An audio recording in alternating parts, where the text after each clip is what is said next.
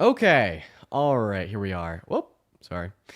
Hello. Welcome into the stream, everyone. For everybody that is tuning into the live, it is so good to see you today. If you are just now tuning in, thank you for being here. Today, we are going to be covering Donald Trump's speech from the Oval Office. So he's been talking this up so much. He's been saying that his speech this morning, I'm out of breath. I literally have been running up and down stairs to get on before it starts, but he's always late, so it doesn't matter. So he's been really talking up this speech that hopefully is about to start here soon from the Oval Office.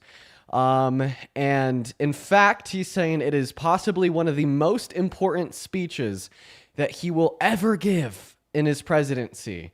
And it is so important that, I don't know, like yesterday or the day beforehand at Charlie Kirk's memorial, he made sure to take like 20 minutes to just talk about this speech. It was more important than Charlie Kirk's death to him. So apparently it has something to do with autism. And I don't know. We've heard small clips here and there about Trump talking about this speech, saying things along the lines of how important it's going to be and meaningful. And in fact, it actually looks like it is starting right now. So I am happy that I started my stream when I did. We're going to go ahead and turn up the volume on this.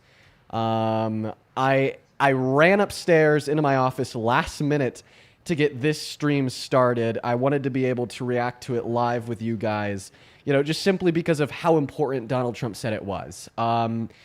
If you ask me, I'm a little concerned, okay? Because Donald Trump and RFK, they like to parrot what I would like to refer to as maybe, I don't know, dog whistles for, anti-intellectualism as it relates to their statements and so on about the efficacy of vaccines and how maybe vaccines might cause autism. I mean, I think that RFK sat down before the election and said exactly that. And something that Trump said yesterday was that, years ago, 1 out of 10,000 children had autism, and today it's like 1 out of 10 boys. If you are curious, no, the fluoride in the water is not causing your children to be autistic. It is just simply that today, not only do we have better means to diagnose autism, but we also just simply are more proactive in annual physicals, doctor's appointments, so on and so forth, when it comes to looking for it within our youth. So hopefully today, we don't see the same BS and lies parroted by the Trump administration. However, I have my hopes low, but I guess we're going to go ahead and see here super duper soon. The speech from the Oval should be starting here absolutely any moment. We are just simply waiting for it to begin.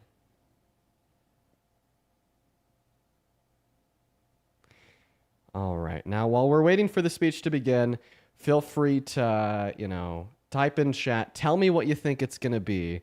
And we're going to be reacting to this live together. I'm still getting the stream set up over on my end. Like I said, this was a last moment decision to go live during the speech from the Oval. I haven't been keeping an eye on the news all day long. My cat this morning tried to eat a glow stick and almost died, so I've been at the vet all day. And I also haven't eaten all day. I haven't ate. I think that's the right term. I've not ate all day. But I do have some nice microwave lasagna that I'm going to be feasting on while we're listening to Trump's speech, which should hopefully begin here pretty soon. It was scheduled and slated to begin 13 minutes ago at 4 p.m. EST or 2 p.m. Mountain Standard Time, which is where I'm at. But of course, we're not there quite yet. We don't have any indicator from Trump or his administration that it's going to start soon. Now, point number one, it has been speculated that he's going to say Tylenol causes autism, which is, I mean, I would assume that's anti-scientific. I would assume so. Now, if there's any medical health professionals that study this that are watching the live, feel free to give your more definitive opinion. It is not something that I've sat down and studied. I've never looked into the intricacies of the claim that Tylenol causes autism. I've never wondered that myself. I would assume that it doesn't, though. I would assume that headache relief isn't going to make you autistic. That's just my best educated guess, though. What have doctors said? What doctors have said, that asks Heather Peartree over on YouTube. And honestly, I think that's a good question. Yeah, what doctors have said that Tylenol causes autism? I guess we're hopefully going to hear from, the man himself here pretty soon. Once again, right now he is running 15 minutes over schedule. Last time we sat down and reacted to one of Trump's speeches from the Oval Live, I think that he inevitably started, like an hour over schedule. So, make sure, you're locked in and ready for a long ride of Trump being late once again. I'm going to go ahead and actually crack open my microwave lasagna, and I'm going to start taking bites here while we are waiting for Trump to come on screen. And just to repeat, what we've already heard from Trump about what he wants to speak about once again. Yesterday, I believe, we heard that he has a huge announcement about autism. He said that this may be the most important speech from the Oval Office he's ever done, but keep in mind he likes to play everything he does up. Everything he ever does is the best that's ever been, according to him. So I'd keep that in mind. But he seemed to parrot dog whistles of, anti-intellectualism in relationship to what causes autism, very similar to the likes of what RFK has done. One point that he made that he brought up, I'll go ahead and repeat this just for everyone new that is joining, is once again the same old bit of misinformation that, there has to be something new that's causing more individuals to have autism, because 50 years ago, 1 out of 10,000 children was diagnosed, and today it's 1 out of 10 boys and 1 out of 18 girls, I believe. But once again, it's just worth bringing up that not only do we have better means to identify autism, but we're also being more proactive about trying to identify it. So like 50 years ago, not only were the means to identify autism worse than they are today, but we also weren't, checking for it in every single young boy and girl at their annual physicals, for instance. And today we are. We're definitely more proactive about not only using the best means possible to identify it, but we're trying to identify it more and more and more. Now we are going to go ahead and wait. We're going to go ahead and wait. As well as, I don't know if I understand that claim that Trump is making, that Tylenol can cause autism. Is he saying that like a young boy or girl will not have autism, then they'll take Tylenol and then they will? If so, that's just completely outrageous. Completely outrageous. Or are they saying that if like a mother takes Tylenol and they're pregnant, then their child will have a higher risk of autism? See, the thing is I'm not willing to believe this unless I hear this coming from medical health professionals. And, we need to take RFK for his own word when he said he's not a medical health professional that you should not be taking medical advice from.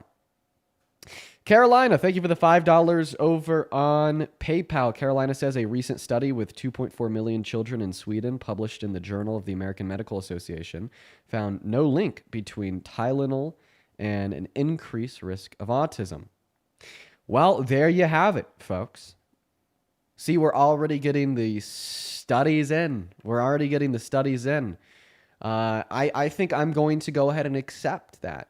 If we have a study done on 2.4 million children in Sweden that identified no link, I think that we should probably believe that over the orange man that has lied 40,000 times in the last 4 years. Just an idea. Everyone in that TikTok chat is asking about Momo. If you didn't catch that part, I will repeat it. Yes, earlier today, my cat almost died. because she tried to eat a glow stick. What a crazy morning it has been. That was very, very scary because I love my cat Momo. I love her like a child. Okay. So that was pretty scary, but she's okay. She's okay. We rushed her to the vet. We got her checked out and she's doing okay. But it was terrifying. And I'll share this with you quickly, before Donald Trump's speech begins.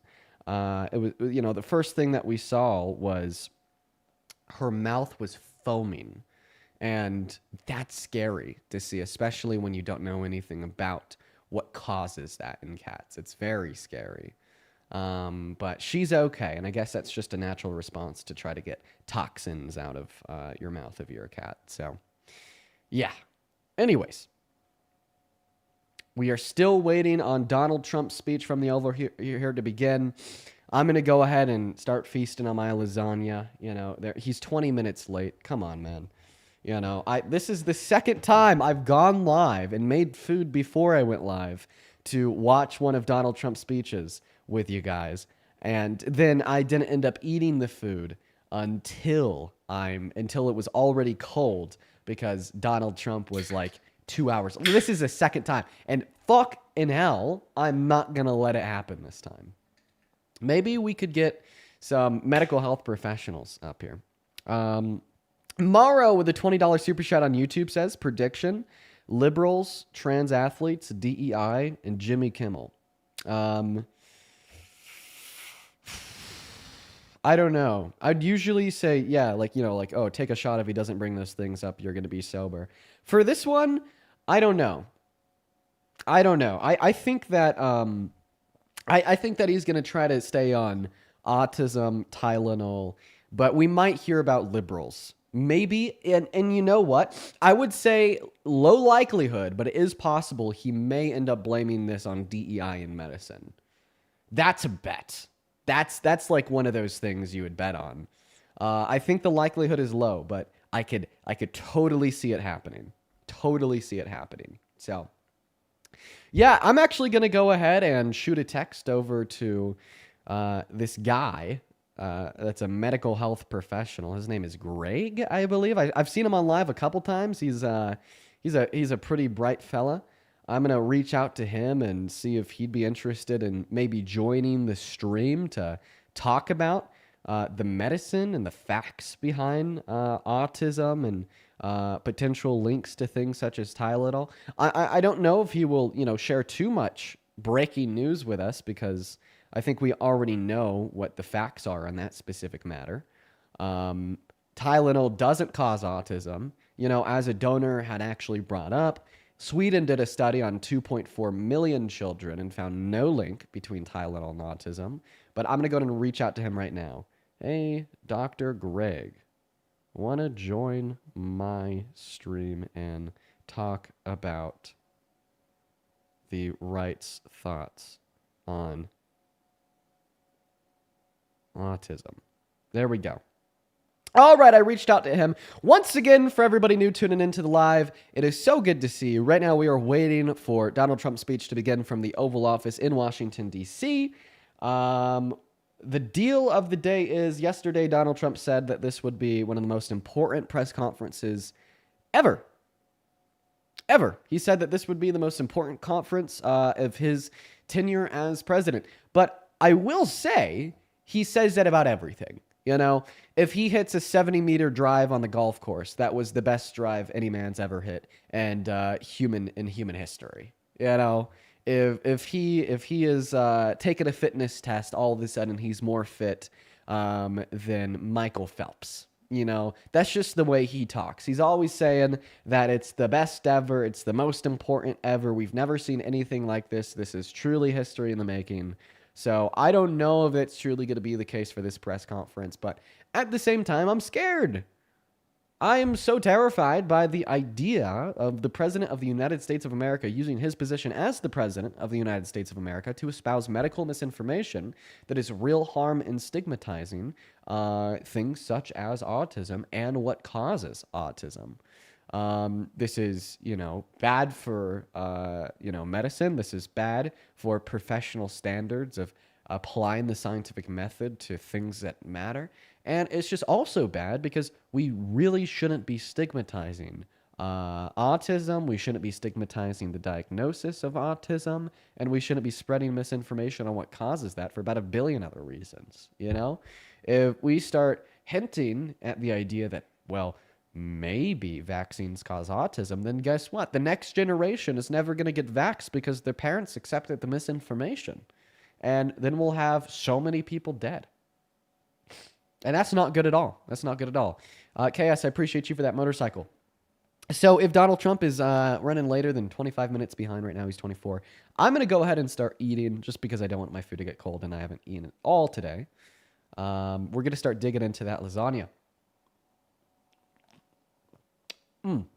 Tyler, thank you so much for the $10 on Super Chat saying, as an autistic person, I'm also scared. Yeah, man. I mean, listen, everyone should be scared because of medical misinformation. It is a scary thing. This is not what I want our president to be doing. And it actually looks like he is 25 minutes late on the top of the minute. I think that we might see him pop out here soon. Kelly, thank you for the $15 on Venmo saying Kimmel's coming back. I've seen a couple people in the chat saying that. If that's true, let's go, dude. W in that chat. Okay. All right, it looks like he should be starting here soon. Perfect. It's perfect. I'm looking at a lot of really cool messages that we're getting over on Venmo and PayPal. Once again, Carolina said a recent study on 2.4 million children in Sweden demonstrated that there was no association between autism and Tylenol. As well as we see a handful of other donations here. Aspen with a $5 says studies have an increase in autism diagnosis because it is much easier to detect and diagnose than it was 50 years ago. Yeah, no, absolutely. Absolutely, 110%. You guys over on TikTok, I'll go ahead and center that for you. There you go, look at that. As well as, let's see here. Kay with a $1 saying, I have a feeling he's also going to put some sort of ban on children vaccines. You know what? That's actually an interesting thought, Kay. I haven't thought about that yet, but I think you might be right. I really hope not. I really hope not. L Valentine with a 10 Australian dollars on Super Chat says, I'm an AUDHD psychologist, and every single one of my clients are autistic. This whole thing is untrue and has been debunked. Yeah, I mean, Kelly brought up a study done on 2.4 million kids to debunk it. But, according to the Orange Man, he knows better. So I guess let's hear what he has to say. We should be starting here any moment. Athena, thank you for the $10 saying, please keep telling me why everyone in the chat keeps saying, get pushed. I don't understand. No, I don't understand either. What do they mean when they say, get pushed? No clue at all. No clue at all, Athena. I'm just kidding. It's a little bit of an inside joke. It's just a running gag in the community. So hopefully Trump should be on stage anytime. It looks like they switched to their camera inside the Oval Office. I'm going to go ahead and take a bite of my lasagna, folks, because it is getting cold and I have not eaten all day.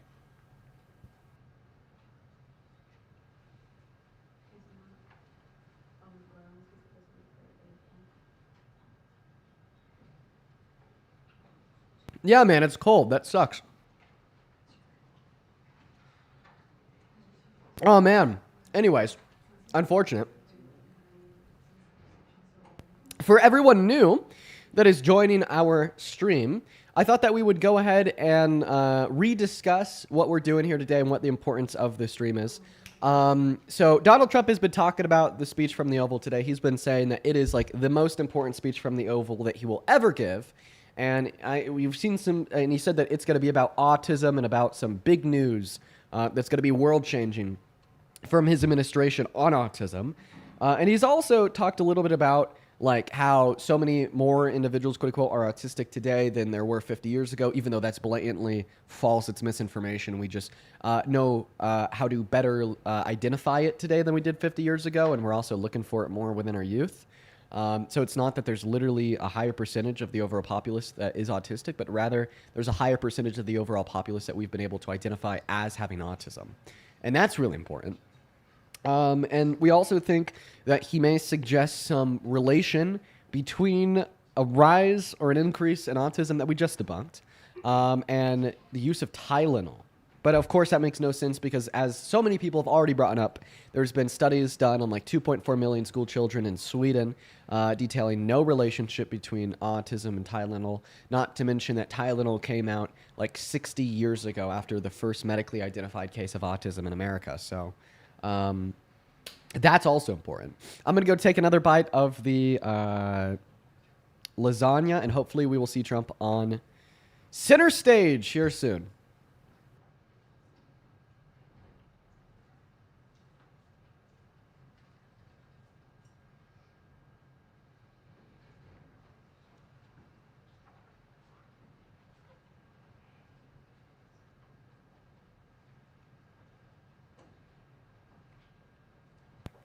Ah, that's good lasagna, man. Gotta love it. Donald Trump is now 30 minutes late. Why does he keep doing this, dude? If he can't show up on time, then, like, plan for that preemptively. It's crazy that, he's just gonna keep so many people waiting. We're 30 minutes late now, folks.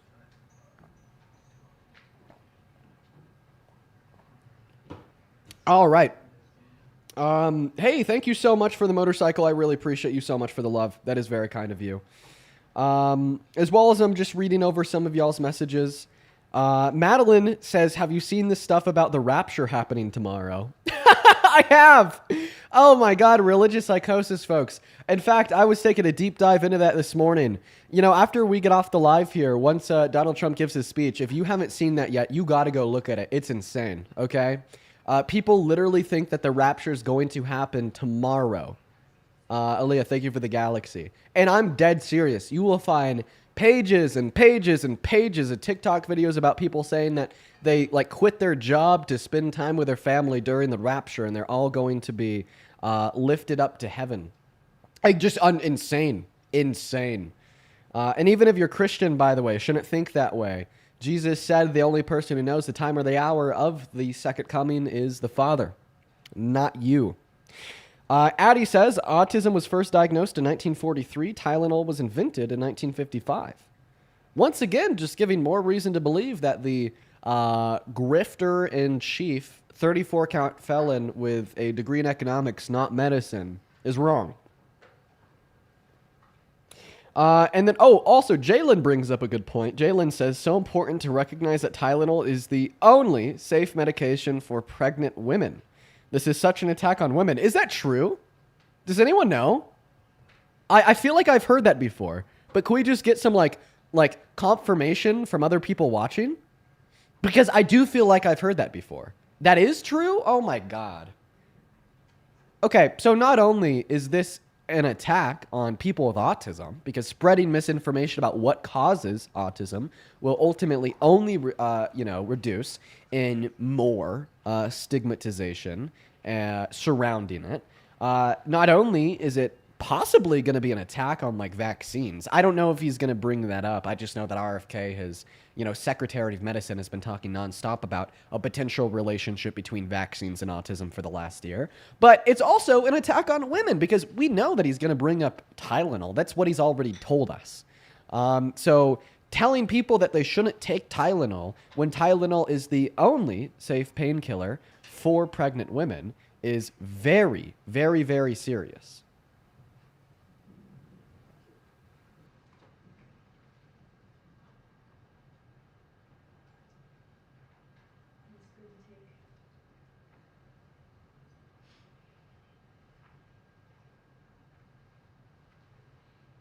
Okay.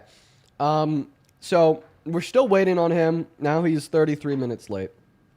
Oh my God. What a mess. What a mess, folks. What a mess. Caroline, I appreciate you for that galaxy.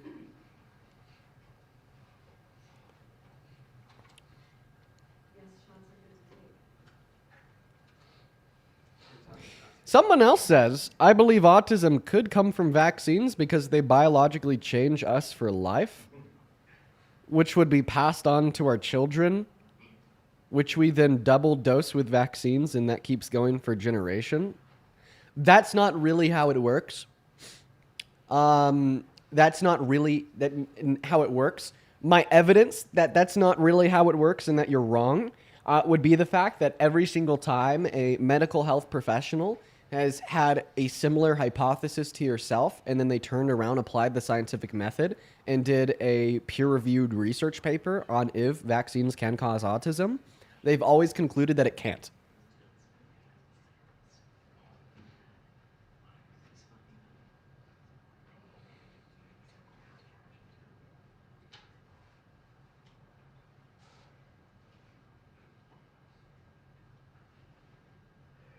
Well, I'm back, folks. You guys are going to see me sneezing a lot today.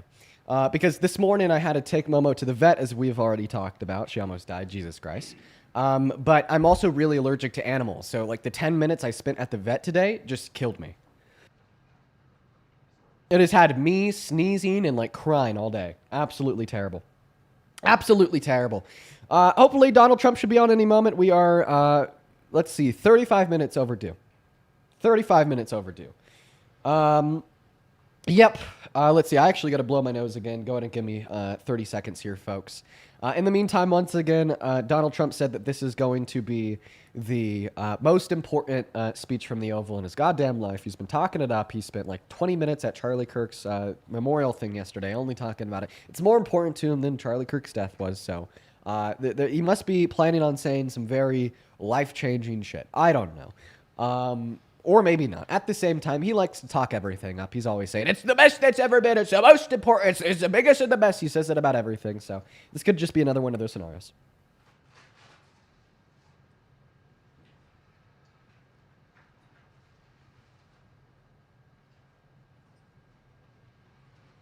All right, folks. Jeez, I'm going to be blowing my nose all day long. Ridiculous. You could even see my eyes are starting to water. Oh, we hear some movement. We hear some movement. I'm going to go and take a bite of my lasagna. I don't know why I said it like that. My fault.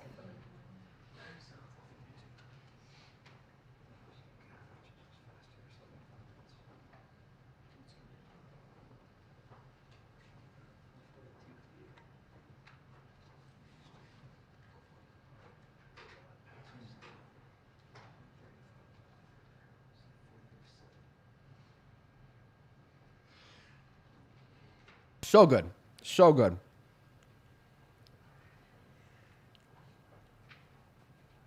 Okay. Let's see here. Let's go ahead and take a look at a handful of messages.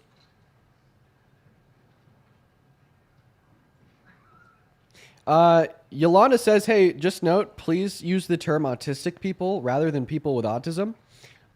Sure. Is that more respectful? I was saying people with autism because I thought that was more respectful. But as autistic people, better? Yeah? Okay. All right. No. People are saying no. Some people are saying yes. I guess we have some divided thought over that. Okay. I think that the consensus from the chat is no. We're still waiting for, yeah, either or. Either or. Anyways, we are still waiting for Donald Trump to begin his speech. Right now, he is 37 minutes overdue. He is 37 minutes late. We haven't seen or heard from him yet. I'm going to go ahead and repeat a handful of things that we've already been over just because it is, 30 minutes overdue. And I bet there's a lot of new people in the streams, both on TikTok and on YouTube, that have no clue what's going on. So Donald Trump said that today he's going to be giving a speech from the Oval. It's going to be one of the most important Oval Office speeches that he's ever done. And he said it's going to be about autism, and it's going to be some really big news about autism. He suggested that it might have to do with something that he thinks is causing more autism now. Because yesterday he was talking at length about the idea that 50 years ago, 1 out of 10,000 children were diagnosed with autism. Today, it's 1 out of 10 boys and 1 out of 18 girls, or 1 out of 32, I believe. And the problem with that already is it's medical misinformation to suggest that there's a higher proportion of the overall populace that is autistic today than there was 50 years ago. What is true, what's not misinformation, is that we just know how to identify it better today than we did then. And we're proactively looking to identify it more today than we did then, which has led to more it being identified in more people. That's what you should expect, right? And that's what we're waiting on right now. We're waiting on him to come out here, hop on that mic that you'll all see on top of me if you're on TikTok, or to the side of me if you're on YouTube, to most likely spew some misinformation. I believe that we've also seen, a suggestion, that he may talk about a link between Tylenol and autism. And that's not true, by the way. We don't see that. There was a study done on 2.4 million children in Sweden that identified no relationship between Tylenol and autism. In fact, Tylenol came out years after the first official diagnosis of autism in America. So there's something else to consider.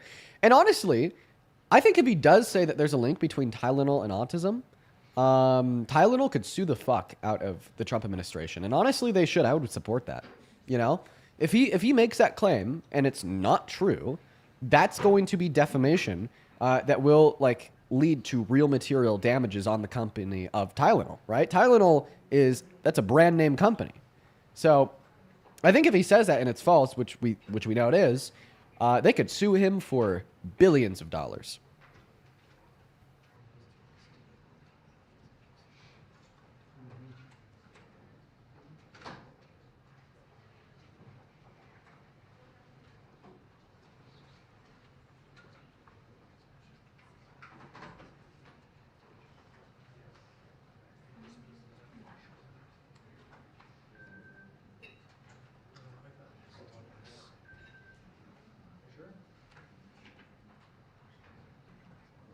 Had to take a bite of my food there again. It's still getting cold. Now we're 40 minutes over. What the fuck? This is so annoying. God damn, bro. God damn it, dude. 2-minute warning. 2-minute warning. Oh, 2-minute warning. Oh, we just heard them. Did you hear that? I'm going to go and replay that. Let me play that back.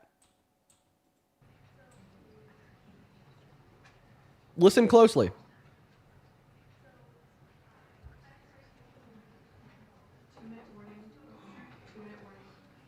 He's going to be on in 2 minutes.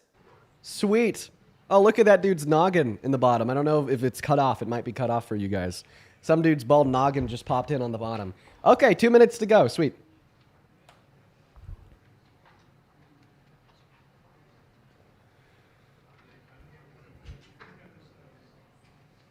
All right, we should hear from him any moment here.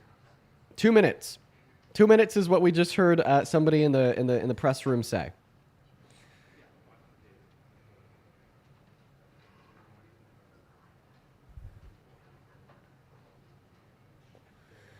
You guys saying Greg? Let me go ahead and check to see if Greg responded.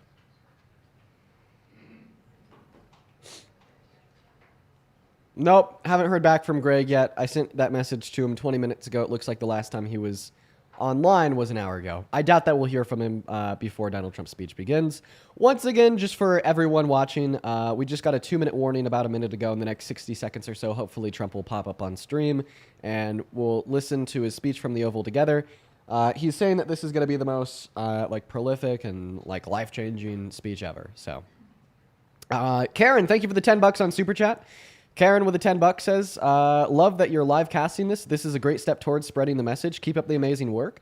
Well, honestly, let me tell you guys the reason why I'm even live right now, because you could go watch this on AP, you could go watch this on Reuters, you could go watch this on whitehouse.org. But the reason I'm live is because I want to kind of apply a filter to it. If there's misinformation that he's belligerently spreading that I know is misinformation, keep in mind I'm not in medicine and I don't study medicine too much. I want to be able to say that to the same amount of people that are watching him say it. So that's why I'm here. That's why I'm live. That's why I try to go live, every single time he does one of these prolific Oval Office speeches. Just to catch everyone new up, yesterday he spent 20 minutes talking about his speech from the Oval today at Charlie Kirk's memorial. He was saying that it's so important, such a big deal. That's what we know so far. He said that it's going to be about autism. We also know that. And the way, once again, he was speaking about it was kind of wary. He was saying, oh, there's so many more people with autism today than there were, 50 years ago. And, that's not true. We're just better at identifying it and diagnosing it. today than we were 50 years ago. So there's not a higher percentage of the populace that is autistic, but rather a high percentage of the populace that we've been able to identify as autistic. And I think that he's going to suggest that there's some relationship between like the fact that he just literally thinks there's more autistic people with like Advil or Tylenol. I think that's been the ongoing suggestion. This is very harmful to autistic people for obvious misinformations. We shouldn't be spreading misinformation about autism. This is very harmful to medicine as a whole because now we're just implanting seeds of distrust by disseminating misinformation from the highest level of government in the country. And it's also very harmful to women if he does inevitably suggest a relationship between Tylenol and autism due to the fact that Tylenol is the only safe painkiller for pregnant women to use. So, yeah, we heard that 2-minute warning like 4 minutes ago now, so I can't even trust the press briefer or whatever their title is. It's been 2 minutes. He's still nowhere to be seen. What do you guys think he's doing right now? What do you think he's doing? Do you think he's putting makeup on his hand? Do you think that he's looking in the mirror saying, "You got this, Donnie. You got this. You got this, Donnie. It's going to be so great. It's going to be phenomenal." What do you think he's doing? Sleeping? Maybe. Nullverse, thank you for the galaxy. Maybe he's like telling Pambandi to go prosecute his political opponents again. I don't know. Consulting with RFK. Wait, maybe him and RFK are looking at the data. They're looking at the science. You know, right now they're browsing some deep lost 4chan article written by a 65-year-old that lives alone in the middle of the woods, whose wife divorced him 10 years ago once he started to say that, you know, Telegram and Facebook is the most reliable source of information on the internet. I don't know. I'm going to go ahead and blow my nose again and take another bite of food. Hopefully we will have Donald Trump on stage with us here very, very, very shortly.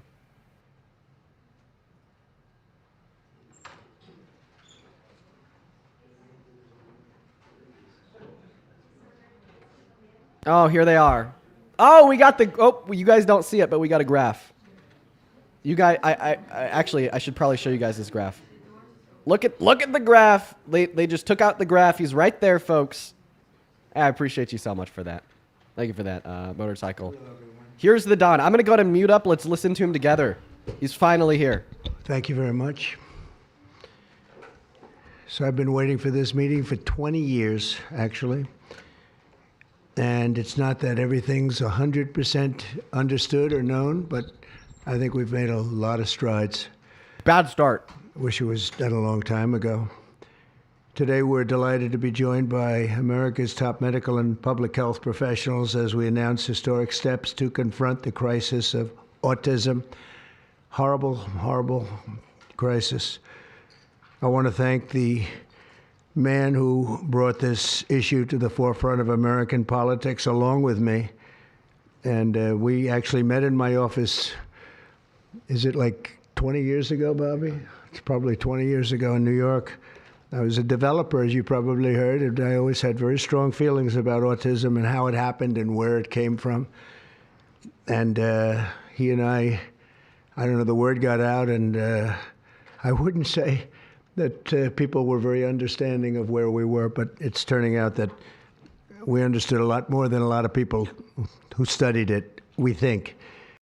Already off to a bad start. I'll be quick because I know you guys want to watch this. He's saying when he was a real estate developer, he is confident that he better understood autism than medical health professionals. Fuck no. And I say we think because I don't think they were really letting the public know what they knew. Thanks as well to the director of the National Institute of Health, Dr. Jay Bhattacharya, FDA Commissioner Dr. Marty McCary. These are great people. Administrator of the Centers for Medicine and Medicaid Services, Dr. Mehmet Oz, and Acting Assistant Secretary of HHS, Dr. Dorothy Fink. So thank you all. Thank you, Dorothy, very much. The meteoric rise in autism is among the most alarming public health developments in history. There's never been anything like this. Just a few decades ago, 1 in 10,000 children had autism. So that's not a long time. And I've always heard, you know, they say a few, but I think it's a lot less time than that. It used to be 1 in 20,000, then 1 in 10,000, And I would say that's probably 18 years ago. And now it's 1 in 31, but in some areas it's much worse than that, if you can believe it. 1 in I'll make this quick too. Once again, I know you guys want to watch him. That's not true, guys. That's not true, okay? What is true is that we just have better tools to diagnose it. That's what is true. And we're looking to diagnose it more by being more mindful of the fact that it exists. Okay, 100 years ago, we didn't even know that it exists. 50 years ago, it was hard to differentiate between autism and ADHD, and the tools that we had to diagnose either of them were very bad. 50 years later, today, we have better tools to diagnose them individually. We know what they are, and now our medical health professionals are more proactive about identifying that in youth during annual physical checkups, so on and so forth. That was misinformation. Let's go ahead and continue to play it, though. 31. And I gave numbers yesterday. For boys, it's 1 in 12. I was told that's in California where they have for some reason, a more severe problem. But whether it's 1 in 12 or 1 in 31, can you imagine? That's down from 1 in 20,000, then 1 in 10,000. And now we're at the level of 1 in 12 in some cases for boys. 1 in 31 overall. So since 2000, autism rates have surged by much more than 400%. Instead of attacking those who ask questions, everyone should be grateful for those who are trying to get the answers to this complex situation. And the first day all of these great doctors behind me were there, I told them, this is what we have to find out.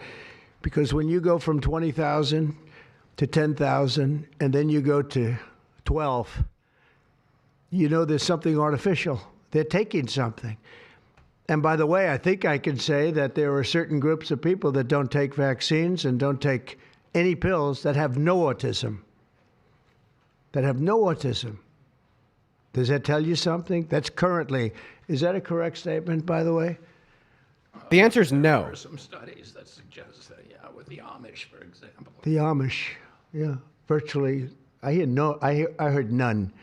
See, Bobby wants to be very careful with what he says, and he should, but I'm It's not because so careful with what I say. They don't trust medicine, so they don't get vaccines or diagnosed with autism. They have essentially no Diagnosed. autism. First, effective immediately, the FDA will be notifying physicians that the use of let's see how we say that. Acetaminophen. Acetaminophen. Is that okay? Which is basically commonly known as Tylenol, during pregnancy can be associated with a very increased risk of autism. So taking Tylenol is not good. All right, I'll say it. It's not good. For this reason, they are strongly recommending that women limit Tylenol use during pregnancy unless medically necessary. That's, for instance, in cases of extremely high fever, that you feel you can't tough it out, you can't do it. I guess there's that. It's a small number of cases, I think. But if you can't tough it out, if you can't do it, that's what you're going to have to do. You'll take a Tylenol, but it'll be very sparingly. It can be something that's very dangerous to the woman's health. In other words, a fever that's very, very dangerous, and ideally a doctor's decision, because I think you shouldn't take it. And you shouldn't take it during the entire pregnancy. They may tell you that toward the end of the pregnancy, you shouldn't take it during the entire. And you shouldn't give the child a Tylenol every time he's born and he goes and has a shot. You shouldn't give a Tylenol to that child. All pregnant women should talk to their doctors for more information about limiting the use of this medication while pregnant. So ideally, you don't take it at all. But if you have to, if you can't tough it out, or if there's a problem, you're going to end up doing it. The other thing that I can tell you that I'll say that they will maybe say at a little bit later date, but I think when you go for the shot, you do it over a 5-time period. Take it over 5 times or 4 times, but you take it in smaller doses and you spread it out over a period of years. And they pump so much stuff into those beautiful little babies. It's a disgrace. I don't see it. I think it's very bad. they're pumping, it looks like they're pumping into a horse. You have a little child, little fragile child, and you get a vat of 80 different vaccines, I guess, 80 different blends, and they pump it in. So ideally, a woman won't take Tylenol. And on the vaccines, it would be good instead of one visit where they pump the baby, load it up with stuff, you'll do it over a period of 4 times or 5 times. I've been so into this issue for so many years just because I couldn't understand how a thing like this could happen. And it's artificially induced. It's not like something that when you go from all of those, healthy babies to a point where I don't even know structurally if a country can afford it. And that's the least of the problems. To have families destroyed over this is just so terrible. I also, and we've already done this, we want no mercury in the vaccine. We want no aluminum in the vaccine. The MMR, I think, should be taken separately. This is based on what I feel, the mumps, measles, and the 3 should be taken separately. And it seems to be that when you mix them, there could be a problem. So there's no downside in taking them separately. In fact, they think it's better, so let it be separate. The chicken pox is already separate because when that got mixed in, I guess they made it 4 for a while, it really was bad. So they make chicken pox. Individually, they're okay. When you mix them, something maybe happens. So there's no downside in doing it. It's not like, if you do it, bad things. No, it's only good side. And it may not have that much of an impact, but it may have a big impact. So let those be taken separately. And then hepatitis B is sexually transmitted. There's no reason to give a baby that's almost just born hepatitis B. So I would say wait till the baby is 12 years old and formed and take hepatitis B. And I think if you do those things, it's going to be a whole different, it's going to be a revolution in a positive sense in the country.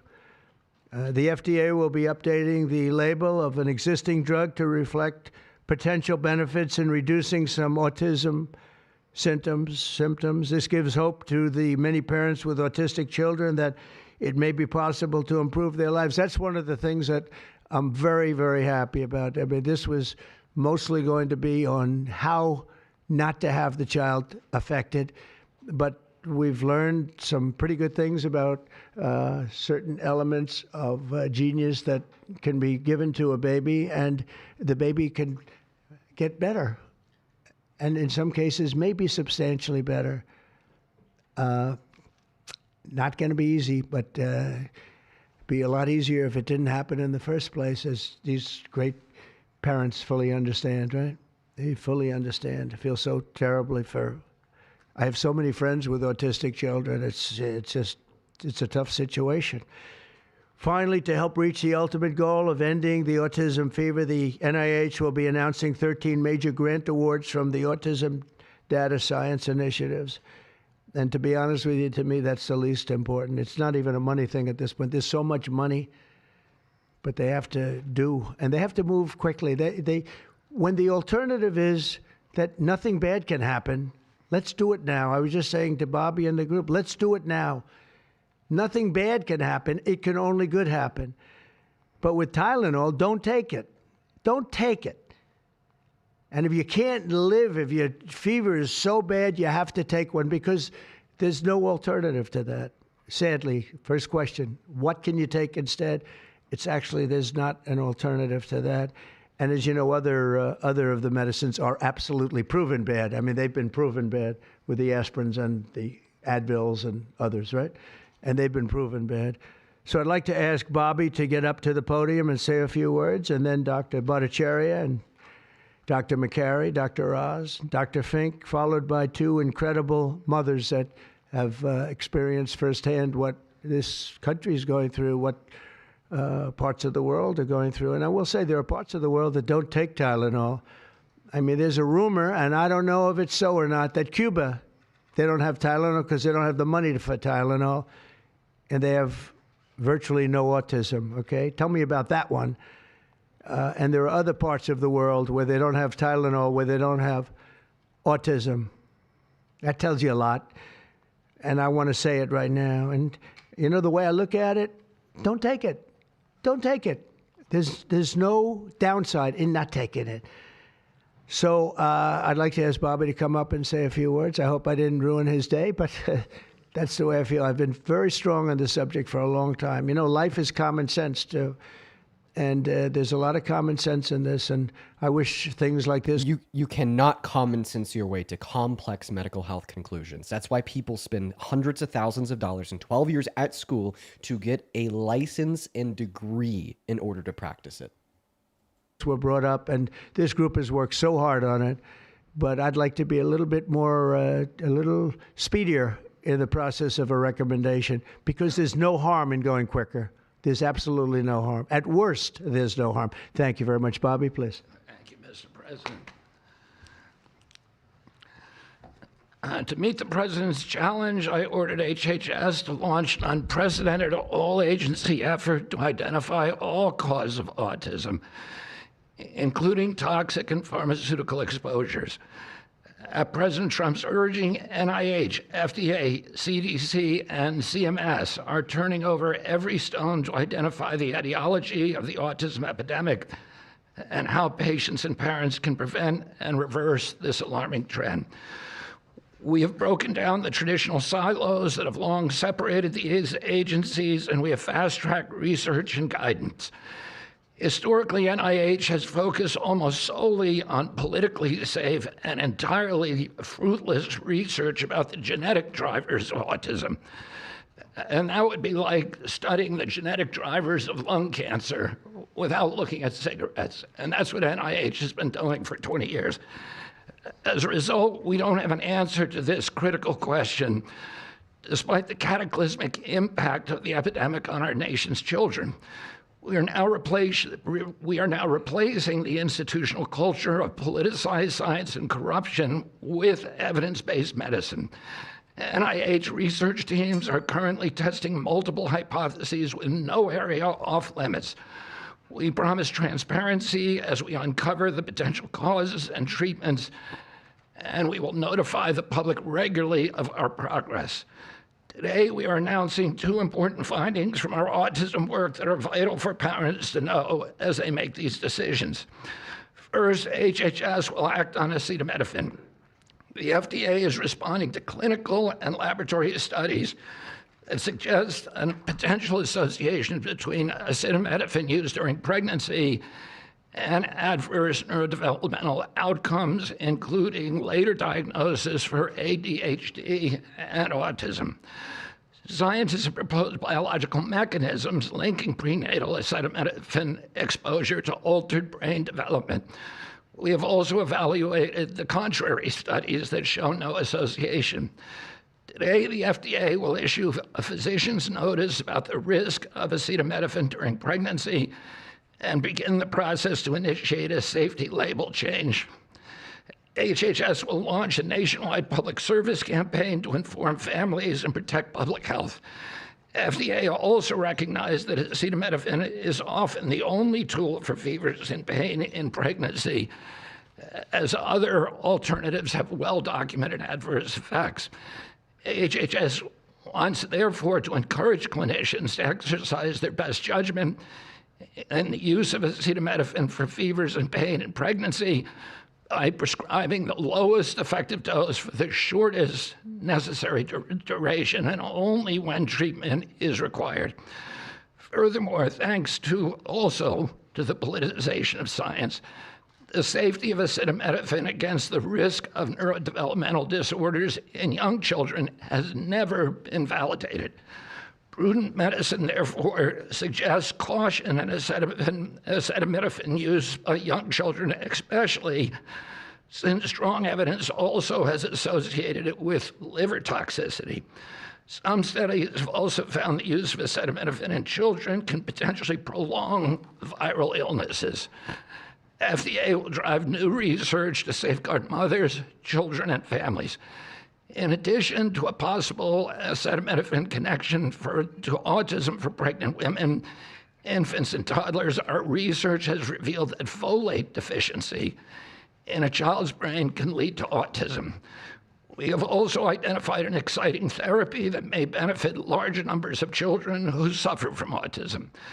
Peer-reviewed literature has documented that up to 60% of folate-deficient children with ASD can have improved verbal communications if given leucovorin.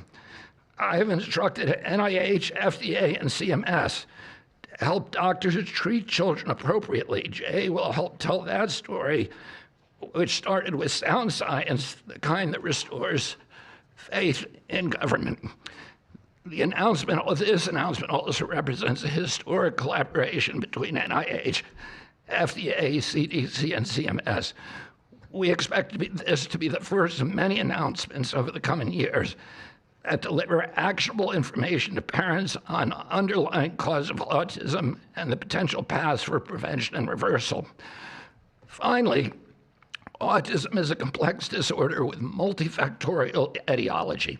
We are continuing to investigate a multiplicity of potential causes with no areas of taboo. One area that we are closely examining, as the president mentioned, is vaccines. Some 40 to 70% of mothers who have children with autism believe that their child was injured by a vaccine.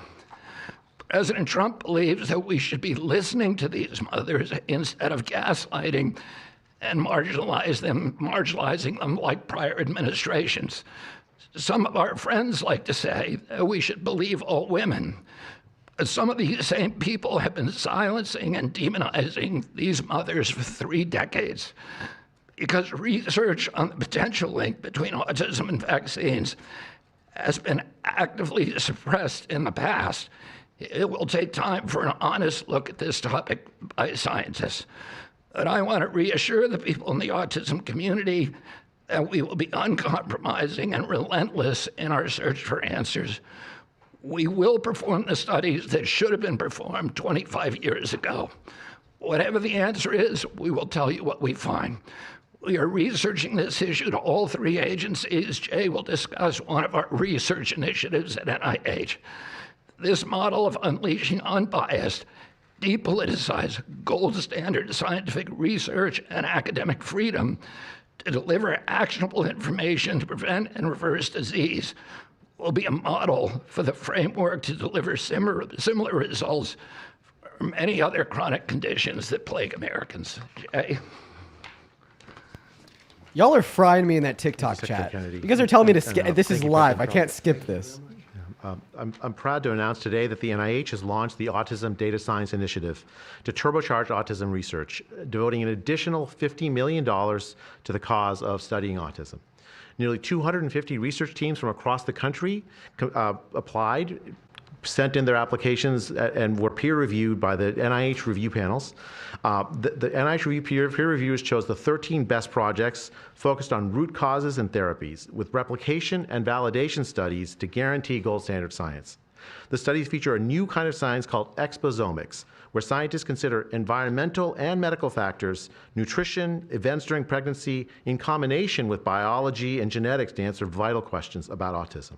Science like this, conducted in partnership with families and physicians, is the best way to arrest and reverse the autism epidemic. Autism spectrum disorder encompasses a very wide range of symptoms, ranging from mild difficulties with social interactions to profoundly autistic children who experience severe disabilities in speech and behavior. Given this wide range of symptoms across the spectrum, it seems certain that there will be a wide range of biological contributors to explaining the cause. The great thing about the new NIH initiative on autism is that scientists will use rigorous advanced methods in causal inference, machine learning, organoids, and other fresh approaches to the problem. The sharp rise in the prevalence of autism deserves an urgent response by the scientific community. As Bobby said, the NIH has invested a lot of money to study autism over the years, but the research has not produced the answers that families and parents of autistic children deserve, and autistic children themselves deserve. For too long, it's been taboo to ask some questions for fear the scientific work might reveal a politically incorrect answer. Because of this restricted focus in scientific investigations, the answers for families have been similarly restricted, often pointing families to behavioral therapies that don't work for every kid or suggest non-modifiable genetic factors as the cause. But genetics alone can't explain such a sharp rise in autism prevalence over just a few decades, as the president said. In coming months and years, as NIH scientists learn more that can help autistic children and their families, we won't delay. Like scientists often like to do. I can say as a scientist myself, it's really tempting to delay, but but in face of a problem like this, you have to move fast. But we will not delay before telling American people about what we find, and we will win the public trust with transparency and rigor. Already, our broadened focus on autism research has pointed to 2 items that will help families prevent and treat some cases of autism. I'll leave the good news on these 2 items to my close friends and colleagues, Dr. McCary and Dr. Oz. Okay. We've been working together closely on this problem for the past 6 months, and our cooperation represents an unprecedented collaboration with Secretary Kennedy's Department of Health and Human Services and with President Trump. Start talking I'm about delighted what to they've introduce already Dr. Marty said. McCary, Commissioner of the Food and Drug Unless they Administration, say who will tell you anything about new. these announcements of practical help for families with autism. Great, thank you, Dr. Bhattacharya. Mr. President, this is the start of a historic shift in medical culture. This administration is working together to ask big questions about why our nation's children are getting sick so fast. Too often, medicine is doing small little studies, giving us answers we already knew. But we've got to make a difference. You've given us a charge to identify root causes, and we are not going to stop so that we can end the suffering we are watching. And if you've seen a kid with autism, with severe autism, it's hard to watch. Kids get frustrated, they get angry, they can be crying because they want to speak and they can't speak. It's hard to watch, and it may be entirely preventable. For an epidemiologist, that child is an expanding statistic. But for a child, it can be brutal to have autism. Today, the FDA is taking action to update the label on acetaminophen and sending a letter to all U.S. doctors letting them know about the risks in pregnancy. We now have data we cannot ignore. There's a very large study, the Boston Birth Cohort, with researchers that have, from Johns Hopkins, my former institution, and Boston University, found quote-unquote consistent associations between acetaminophen in pregnancy and autism.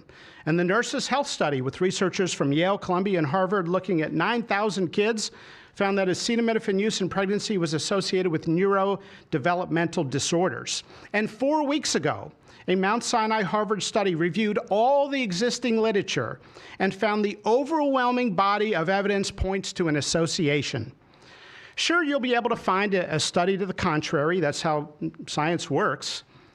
But to quote the dean of the Harvard School of Public Health, there is a causal relationship between prenatal acetaminophen use and neurodevelopmental disorders of ADHD and autism spectrum disorder. We cannot wait any longer. And honestly, there's been this perfunctory, reactionary, mindless practice in medicine. I learned it in medical school and residency. Just treat all fevers, low-grade fevers, treat them with acetaminophen. Why? What are we doing? A study out of Hopkins actually showed that treating a fever can prolong the duration of illness in a young kid. Maybe that's because a fever is a body's natural way of ridding an infection. When my wife was pregnant and delivered our son a few months ago, they pushed her to take acetaminophen for a low-grade fever. She said no, and then they looked to me and I said, absolutely no. I'm also here to announce good news. Today, the FDA is filing a Federal Register notice to change the label on an exciting treatment called prescription leucovorin so that it can be available to children with autism. You know, autism may also be due to an autoimmune reaction to a folate receptor on the brain, not allowing that important vitamin to get into the brain cells. It's a fairly established, mature pathway. Again, we have a duty to let doctors and the public know we are going to change the label to make it available. Hundreds of thousands of kids, in my opinion, will benefit. One study found that with kids with autism and chronic folate deficiency, 2/3 of kids with autism symptoms had improvement, and some marked improvement. Mr. President, you told us to do what's medically right, to go bold, and not worry about the corporations and the lobbyists. So that's what we're here doing today. Thank you, Mr. President. Good, thank you. Thanks, Marty. I think you all appreciate the passion in the president's voice. We've been hearing that since the inauguration. In fact, even before the inauguration, the president was upset about what he spoke to today. And so together with Secretary Kennedy, who's made it his life's work to address some of these challenges with autism, they challenged us. In fact, they were harsher than that. They wanted no silos to break down what the NIH would do, what the FDA would do, what CMS would do. They insisted that the physician leaders bust through the clutter because their agencies had the power if we didn't do what every other prior administration had done, which is to let people function within their siloed environments. Because of that, in historic fashion and a very accelerated manner, we have a response today to the autism crisis. It is the first of several chapters, but this is breaking news. You've heard some of it. The response to the autism crisis is going to continue to come to you under Secretary Kennedy's leadership, and the president wouldn't have it any other way, as you've heard. The FDA, based on NIH research, is approving prescription leucovorin for treatment of autistic children. Now, if you're following the script, there should be two questions that you have, two questions that should come to your mind. The first is, how will patients and parents get access to the treatment? I'll tell you how. Over half of American children are covered by Medicaid and CHIP, government health insurance, over half. Therefore, because they're covered in Medicaid and CHIP, upon this label change by Marty, state Medicaid programs in partnership with CMS will cover prescription leucovorin around the country. It's yours, but you have to go to a doctor to get a prescription because they know your child, they know you, and they know the medication. States will also have tools to monitor its use and ensure appropriate utilization. That's important for a bunch of reasons because we want the right kids getting the right prescription medications. We believe private insurance companies will rapidly follow our lead if they have not already done so. And again, to make sure that this is safe and effective treatment, you need a physician to prescribe the medication because it's on prescription. Second big question. How are we going to collect clinical data to answer the big questions that the president is asking and the secretary insists that we offer? CMS is also issuing guidance to convene states and existing research networks to support NIH and FDA in their research efforts of prescription leucovorin, while also maintaining the privacy of all patients, all health information of our beneficiaries. Collecting real-world data, which is what many of you have been asking us to do in the community, is fast. It is life-saving, and we'll get answers based on what happens over the next few months with this approach. The aggressive approach, and it is aggressive, demanded by the president and by the secretary, have already identified risk factors and opened the door for the first FDA-recognized treatment pathway for autism. It is the first of its kind, and it wouldn't have happened without the leadership of the president and the secretary. The five-fold increased prevalence of autism over the past 25 years demands a rapid response. The average clinician, researcher, we spoke to many, thought it would take 5 years to get this data. Parents are unwilling to wait 5 years. The president is unwilling to wait 5 years for these results. So the president and the secretary are acting today with this tri-agency move. The administration's bold actions investing in groundbreaking research follow the science. They restore trust, which has been lacking, and they will change the trajectory for millions of American families. Mr. President, God bless you for being brave. So let me introduce Dr. Fink, who's acting administrator, and after Dr. Fink, we've got some wonderful women, Jackie and Amanda. I know it's going to be tough, but if you can make some comments about this historic day, God bless you. Thank you, Mr. President, for this opportunity to speak with all of you today. As a pediatrician and mom, I'm here today to talk about what this announcement means for the millions of moms and dads who are faced with the choice of whether to take acetaminophen during pregnancy. It's hard to hear information that challenges the status quo. We are sharing this information not to confuse, but to empower parents to make the best choices when taking medications during pregnancy. We are all concerned about the rising rates of neurodevelopmental disorders, including autism. President Trump and Secretary Kennedy are dedicated to radical transparency so that patients have the best, most up-to-date information. We are also sharing this information with our nation's doctors, and we encourage you, as always, to consult with your doctor to make the best decision for you. All too often, it's easy to think that medicines we buy without a prescription pose little to no risk for the mom or the baby. As you heard today, pregnant women who need high fever or pain reduction during pregnancy should take the lowest effective dose of acetaminophen for the shortest possible duration. Most women will not meet these indications during their pregnancies. I am encouraged by these developments today because it is another example of our commitment to the American people to leave no stone unturned in improving the health of our nation's children. Next, I'm going to turn it over to some incredible mothers who are going to share more about their stories, and we're so grateful to have you here today.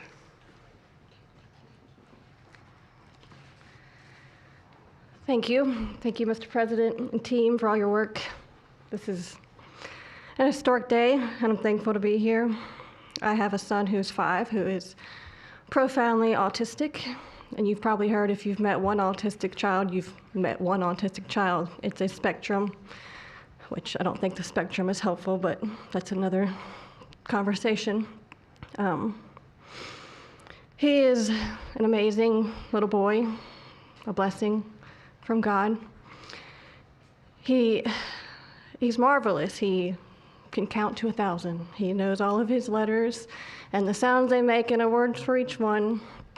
But he also has a lot of obstacles. He is nonverbal. He can say those numbers and letters, but there's no communication. Unless you've lived with profound autism, you have no idea. You have no idea. He, like you said, he will get frustrated because he can't speak. It's not even that he can't speak. Sometimes he just doesn't understand what I'm saying. He understands the word no, but he doesn't understand the why behind the no. And that's a huge part of discipline. That's the discipline. So it's very hard to discipline a child with autism so you have these behaviors. And it's a very hopeless feeling. It's very isolating being a parent with a profound autistic child. Even just taking them over to your friend's house is something we just don't do because, again, they're going to be met with no, no, no, and no understanding of why. And then there's a meltdown. And then you're in a situation where you're just helpless and you're just trying to protect your kid. So it's just better not to do it. You learn your limits, and it's been really hard. This is amazing that we're here today. And no one has been able to point to anything to say, this is what caused it. And you can't point to that and say, it didn't cause it. I have no idea. I'm completely open. I'm not blaming anything, but I'm open to the discussion and the fact that there's work being done to find answers. I'm very grateful. I was already excited to vote for Mr. Trump anyway, Mr. President. But when we got word of RFK doing his work, I was ecstatic. I could not wait for this work to be done, that somebody would try to find us some answers. I'm just very grateful. I pray for my son every day and hope that he can get the help that he needs. And just thank you. Thank you. Thank you very much. Thank you, Johnny. You take care of yourself. Thank you.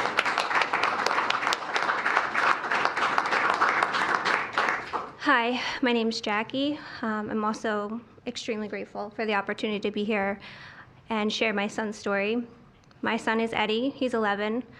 He's on the opposite end of the spectrum from what Amanda just explained. He's considered high functioning. He was not always high functioning. He was nonverbal till the age 4. We've had quite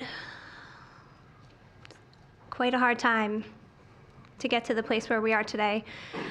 I am just so grateful to President Trump and the entire administration for finally listening to moms who have been crying out for help, for answers for years. I've met so many other moms with children on the spectrum in the 9 years since my son's diagnosis, and they all have very similar stories.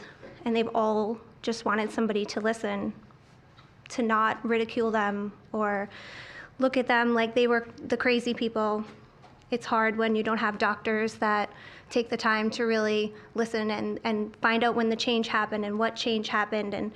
And it's just, I've been praying for this day for 9 years, and I'm so thankful to God for bringing the administration into our lives. And I'm speechless. This day is a day I never thought would happen. I thought that we would never have an administration that was courageous enough to look into things that no prior administration had. So I'm just here to express my gratitude, and I am looking forward to what comes from this, and hopefully we just get more answers. So thank you. Thank you very much. So I just want to say acetaminophen is basically Tylenol, essentially, because I noticed that term is used throughout this conference. So it's essentially Tylenol. And I just recommend strongly that you don't use Tylenol unless it's absolutely necessary. I understand it's maybe 10% of the women that are pregnant are, would perhaps be forced to use it. And that would mean you just can't tough it out. No matter what you do, you can't tough it out. So that's up to you and your doctor. But there's a very strong recommendation, maybe stronger from me than from the group, because they're waiting for certain studies. I just want to say, I want to say it like it is. Don't take Tylenol. Don't take it. If you just can't, it's just fight like hell not to take it. There may be a point where you have to, and that you have to work out with yourself. So don't take Tylenol. Other things that we recommend, or certainly I do anyway, is, and it's so important to me to see the doctor 4 times or 5 times for a vaccine. Don't let them pump your baby up with the largest pile of stuff you've ever seen in your life going into the delicate little body of a baby. Even if it's 2 years, 3 years, 4 years, you just break it up into, I would say 5, but let's say 4 visits to the doctor instead of 1. And certain things I think you should do. We've already taken out and are in the process of taking out mercury and aluminum now. You know what mercury is. You know what aluminum is. Who the hell wants that pumped into a body? And there were rumors about both of them for a long time. But we're having them taken out. We're having them taken out of the vaccines. Hepatitis B, again, that's sexually transmitted. And we think you should wait. I think you should wait till 12. I'm making these statements from me. I'm not making them from these doctors, because when they talk about, different results, different studies, I talk about a lot of common sense. And they have that too. They have that too, a lot. But I recommend the hepatitis B. Take it at 12. Sexually transmitted. You don't have to give it to the baby when the baby's 2 years old. And there are a lot of theories on that, but not when they're 12. Doesn't seem to be a problem at all. The MMR and the chickenpox. Chickenpox has already been broken out. It's a singular shot. But the MMR is not. And I've heard for years that there's a problem with it.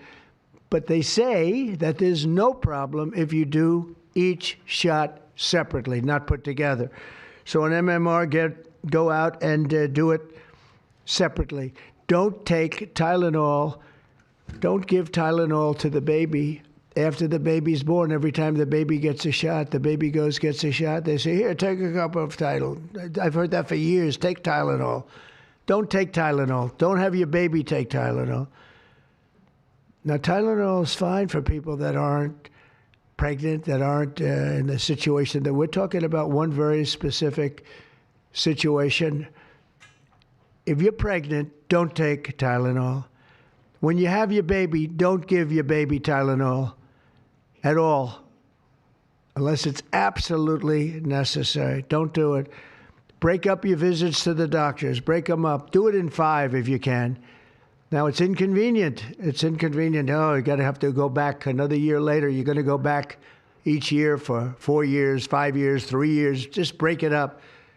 Break it up, because it's too much liquid too many different things are going into that baby at too big a number. The size of this thing, when you look at it, it's like 80 different vaccines and beyond vaccines, and 80. Then you give that to a little kid. I mean, I can tell you that I had a woman who worked for me, a beautiful, wonderful woman, worked in Trump Tower, and she had the most perfect child, beautiful, just perfect. And I remember this little blonde-haired boy running around the lobby of Trump Tower, so healthy and so vibrant. And I said, that's great. And one day I came in and she was crying her eyes out behind the counter. She worked at the front desk. She was crying her eyes out. I've never, as much as I've ever seen anyone distraught, she was. I said, are you okay? What happened? My boy, I've lost my boy. What does that mean, your boy? My boy, you know him, sir. You've seen him grow up. He was so beautiful. And I took him for a vaccine, sir. And he developed this unbelievable, I think she said 107, 108. You know, it goes well beyond when this happens. It goes up to 106, 107, 108. You know, we hear 105 and you're in trouble, but it just goes up to a level that you never hear about, but it goes up very high. And it's fried. They get fried. She said, I took him, he developed an unbelievable temperature. And I've lost him, sir. He's gone. And then I saw the boy. It was so tragic to see. That was the following day. After the vaccine. And I've seen it 2 other times, and I think 3 other times, but 2 other times, where they go to the doctor and they get the vaccine, they get the shot. The kid is, badly hurt. Let's be nice, badly hurt. And just do it. Break it up into 5, break it up into 4, break it up into 3 if you have to, but go to the doctor 4 times instead of once, or 5 times instead of once. And for some reason, they insist that you put it all into the body, and maybe that's the drug companies that make more money that way. Maybe it's the doctors because they don't want to be, doing this so much. Maybe it's the doctors. They get maybe more money. Who the hell knows what it is? Don't do it. Get them broken into 4 or 5 visits. Do it 4 or 5. That means you have 20%, 25% what you're putting into the baby's body. It can only help. It can only help. And the other things I told you about, just the word tough it out. It's easy for me to say tough it out, but sometimes in life with a lot of other things, you have to tough it out also. Don't take Tylenol. Don't give Tylenol to the baby. When the baby's born, they throw it at you. Here, give them a couple of Tylenol. They give them a shot. They give them a vaccine. And every time they give them a vaccine, they're throwing Tylenol. And some of these babies, they're long born, and all of a sudden they're gone. And it doesn't hurt not to do it. It doesn't hurt. There's no downside. There's no downside at all. And break up MMR. Break it up. It's practically a known fact that if you break it up, you're not going to have a problem. But for years, we've been hearing how bad MMR is as a combination. And I'm very happy that you broke out chickenpox, because that was really a problem.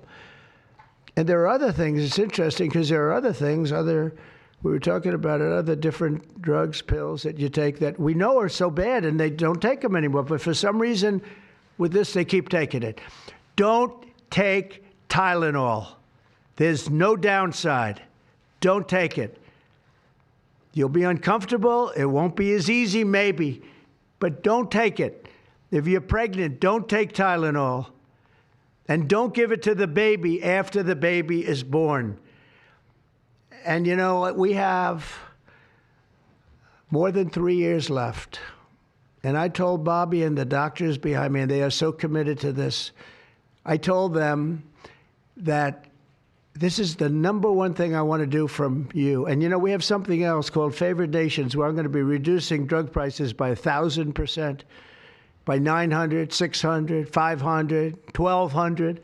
We're going to be reducing drug prices at levels never seen. It's called Favored Nations. We're going to be paying what right now, we're like the garbage can for the rest of the world, and we have been for forever. We pay much higher for drugs than the rest of the world. We subsidize the rest of the world. We're not doing that anymore. And that's a big thing. That's a big thing. That's bigger than anything. I told the story the other night that I was so proud in my first term that for the final year, drug prices went down 0.25%. And I was so proud. I said, why? I'm the first one to do it. I think it was 28 years, they said, where drug prices went down from the beginning of the term to the end. And I was so proud. I called a news conference. I said, you know, drug prices have gone down. First time it's happened in 28 years. You know what it was? 0.25%. I was so proud. Now we're going to have them go down from $100 a pill to $9 a pill.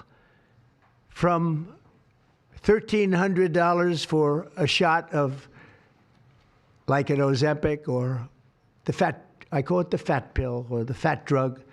Sometimes it works, I guess, for people. The ones I've seen, it hasn't worked so well. I got a lot of friends, they're fat. They said, yeah, I lost some weight. I said, you don't look it to me.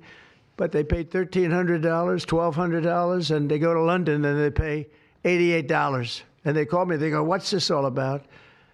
We're subsidizing the rest of the world stupidly because we have a lot of stupid people in this country running things. And how big is that? But to me, that's nothing compared to autism. I see that gorgeous boy. I have a big present for him in the back. You know, you bring him back.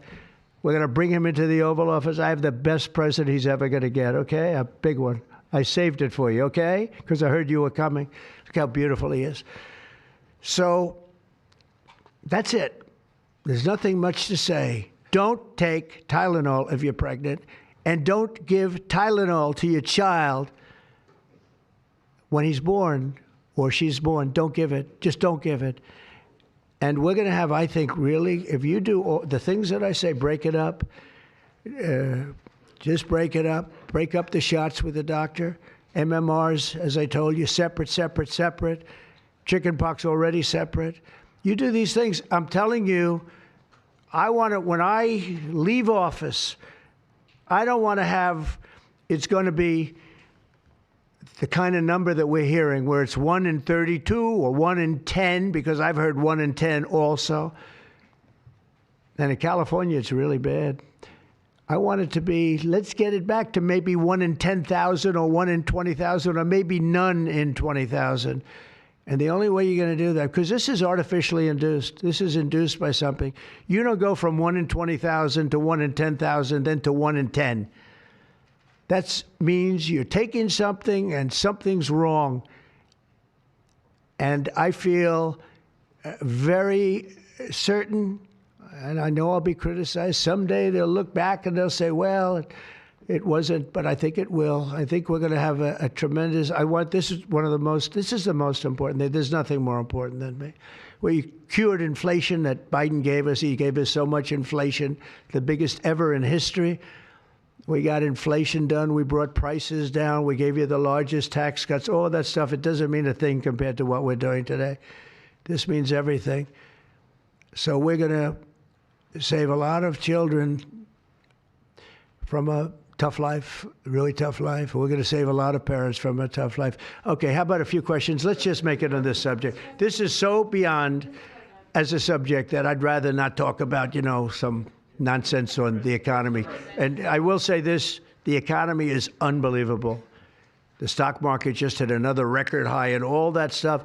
This means more to me. Yeah, please. Mr. President, I have one on your announcement, one on vaccines that's also related. Yes. Why do you think we haven't heard more previously about the tie to autism in acetaminophen? Nobody knows. I don't know. Not only that, when you say it, you get attacked. I was saying something similar, not as strongly, because now facts are on our side. But I was saying it with Bobby 20 years ago, and I was attacked. I said, whoa, what was that all about? I had no idea. You get attacked. I don't know. The medical community, the drug companies, doctors, I don't know what it is. All I want to do, I don't care. I don't care about being attacked. It doesn't matter to me.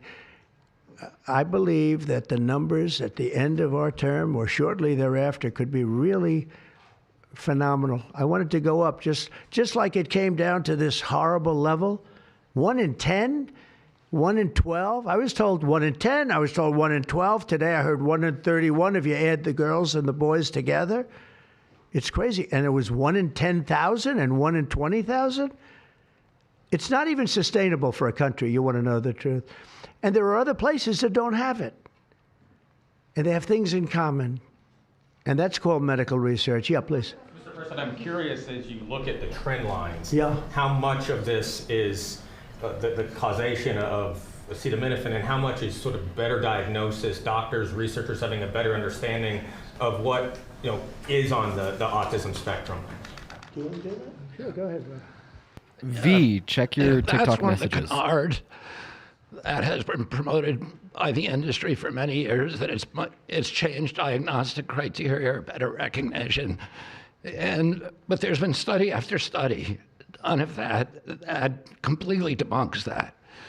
One of them by the Mind Institute at UC Davis, University of California. But also it's just common sense, because you're only seeing this in people who are under 50 years of age. If it were better recognition or diagnosis, you'd see it in 70-year-old men. I've never seen this happening in people my age. I've never seen a case of full-blown autism, and that means profound autism. I want to be very careful. Head banging, stimming, toe walking, nonverbal, non-toilet trained. I've never in my life seen a 70-year-old man who looks like that. You're only seeing it in the kids. It's an epidemic. Thank you, Mr. President. I was hoping that you could clear up confusion for moms and dads across America, many of whom voted for you. There's a statement that was put out by the American College of Obstetricians and Gynecologists, and in their statement, they write, acetaminophen remains a safe, trusted option for pain relief during pregnancy, and that's at odds with what you said and with what many of the experts say. How do you clear up this confusion? That's the establishment. They're funded by lots of different groups. And you know what? Maybe they're right. I don't think they are, because I don't think the facts bear it out at all. They're fighting for something that, in my opinion, they shouldn't be fighting for. But here's the thing. There's no downside to doing, other than a mother will have to, as I say, tough it out a little bit. There's no downside to doing this. It's not like, oh, if you do this, you're going to die. There's no downside. There's no downside to going over a 4-year or a 5-year period or a 3-year period, or even if you space them out for 6 months, you space it out. There's no downside. And that's why I will say the gentleman behind me, they have very strong views, and they feel that we're right, but they'll have more research done over the next 2 months. I said, well, 2 months is a long time. A lot of people could be saved, and there's no downside to doing it. Everything I said, there's no downside to doing it. It can only be good. And I think you're going to see. We have a handful of people that are going to come up once this is over. We have a good handful of people. For years. And you know what's happened? We've gone from 1 in 20,000 to 1 in 10,000 to 1 in 32 to 1 in 10. Think of it. 1 in 10 or 12 or 1 in 31. Think of it. 1 in 31 people, young kids, get autism? What is it, Jeff? My question is about leucovorin. You mentioned that as part of your plan. That is also a chemotherapy treatment. Have you been in touch with the drug companies to increase production about that? And just, I'm going to throw in my follow-up at the same time. Dr. Oz mentioned that this will be available with CHIP, children who are on CHIP. But the big beautiful bill reduced funding for CHIP and Medicaid by $1 trillion over the next 10 years. Are you concerned that that will impact your ability to get this drug out? I'll explain it to you in a second, but please go ahead. Thank you. Thank you. Leucovorin is not a chemotherapy, but it is a vitamin given with chemotherapy sometimes. And the idea here is that the folic acid receptor in the brain is blocked by some antibody response. It might be 20, 40, 50% of kids with autism. And leucovorin will bypass that blocked receptor. And that's why so many doctors are probably seeing so much clinical improvement on kids with leucovorin. Production. Yeah, we've been in touch with the companies, and they are prepared to ramp up production, and we actually talked to them about a month ago. And on your second part of your nasty question, the number is that the great big beautiful bill, which is the greatest, I think one of the best things ever passed in the history, with the tax cuts and regulation cuts and all of the things it does. No tax on tips, no tax on Social Security, no tax on overtime. All of it does. It also gives $200 million, as just explained by Dr. Oz. And I'd like you to explain that to exactly what you're saying. The Big Beautiful Bill actually increases Medicaid spending projected over the next 10 years by $200 billion. There's also a $50 billion Rural Health Transformation Fund, which will allow a lot of these programs to get in the rural parts of the country that the President and Congress are handing to governors to start distributing. Those grants have already gone out. The money will be allocated by the end of this calendar year. And I want to point out that the ability of NIH to do research that feeds and hands the ball to the FDA, which then can change labeling to allow Medicaid programs in states to fund this program, will ensure that I don't know why it's President frozen. Trump and Secretary It'll Kennedy unfreeze, desire are hopefully. financially affordable for the families around America. It'll hopefully unfreeze. That's why I asked that question. You mentioned that CHIP would fund this for children. But most of the kids are on Medicaid, probably 43% on Medicaid, another 8-10% on CHIP. And all the programs in general are being evaluated. Okay. Most of what the One Big Beautiful Bill was seeking to do was to remove fraud, waste, and abuse. But the programs themselves should stay financially intact for the people for whom they were designed, and in this case, for children. The only thing It should we hopefully cut, be so that's unfrozen soon. $200 No billion clue why it's positive. The only thing we cut was for fraud, waste, and abuse, of which there was a lot in this country, and nobody minds that. Yeah, please. There it goes. Mr. President, you said that there is no reason to give newborn babies hepatitis B vaccines. But hepatitis B can be contracted not just through sexually transmitted diseases. It can come from needles to open wounds. So when you say you feel, is that appropriate to be telling I think the it's public? absolutely appropriate. I think they should wait till they're 12 years old. Yes, please. Mr. President, thank you all for being here. You've been talking about reducing autism by spacing out vaccines. Would you like other combined vaccines babies receive to be spaced out like MMRV? What is this? He doesn't care! You've been talking... Speak up, please. Sir.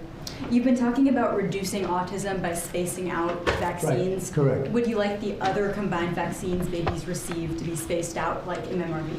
I would say yes, but that just is, for me, it's a lot of common sense involved in this. It's a process, but we're looking, but it should at least be given separately. Now, it's possible that you can reduce them and give it, I'd give them in small doses, but it's possible maybe in that particular case, the MMR wouldn't work in small doses, but you can certainly give them as separate shots. It's been proven to be very safe when you give them in separate shots. He has instead of no mixing. clue what he's talking about. So I don't think there's any reason to do that. Do you agree with it?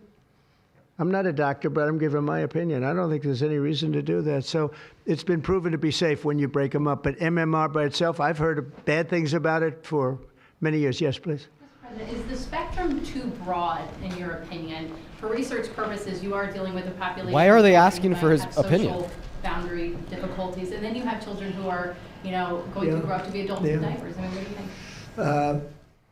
We don't know how broad the spectrum is. We don't know exactly where it starts and where it ends, but we do know what we're going through. We're going through some very serious trouble, and we know autism. I mean, it could be bigger, it could be small, a little bit smaller, but the number is unacceptable. And the number, the way it's come down, because the spectrums remain the same, the number, the way it's come down is just unacceptable, meaning come down to that level of 1 in 10, 1 in 12, 1 in 31. Mr. President, medical professionals. Go ahead in the back. Mr. President, this question is more directed towards Secretary Kennedy. It was talked about that we're just kind of finding out about the fact that babies are affected this. Just pausing it real quick. The live on TikTok just lost its ability to be sent out on the For You page because I think I'm doing unoriginal or reproduced content. Hopefully we should have that back soon and the appeal will go through. I'll go ahead and continue to play it now.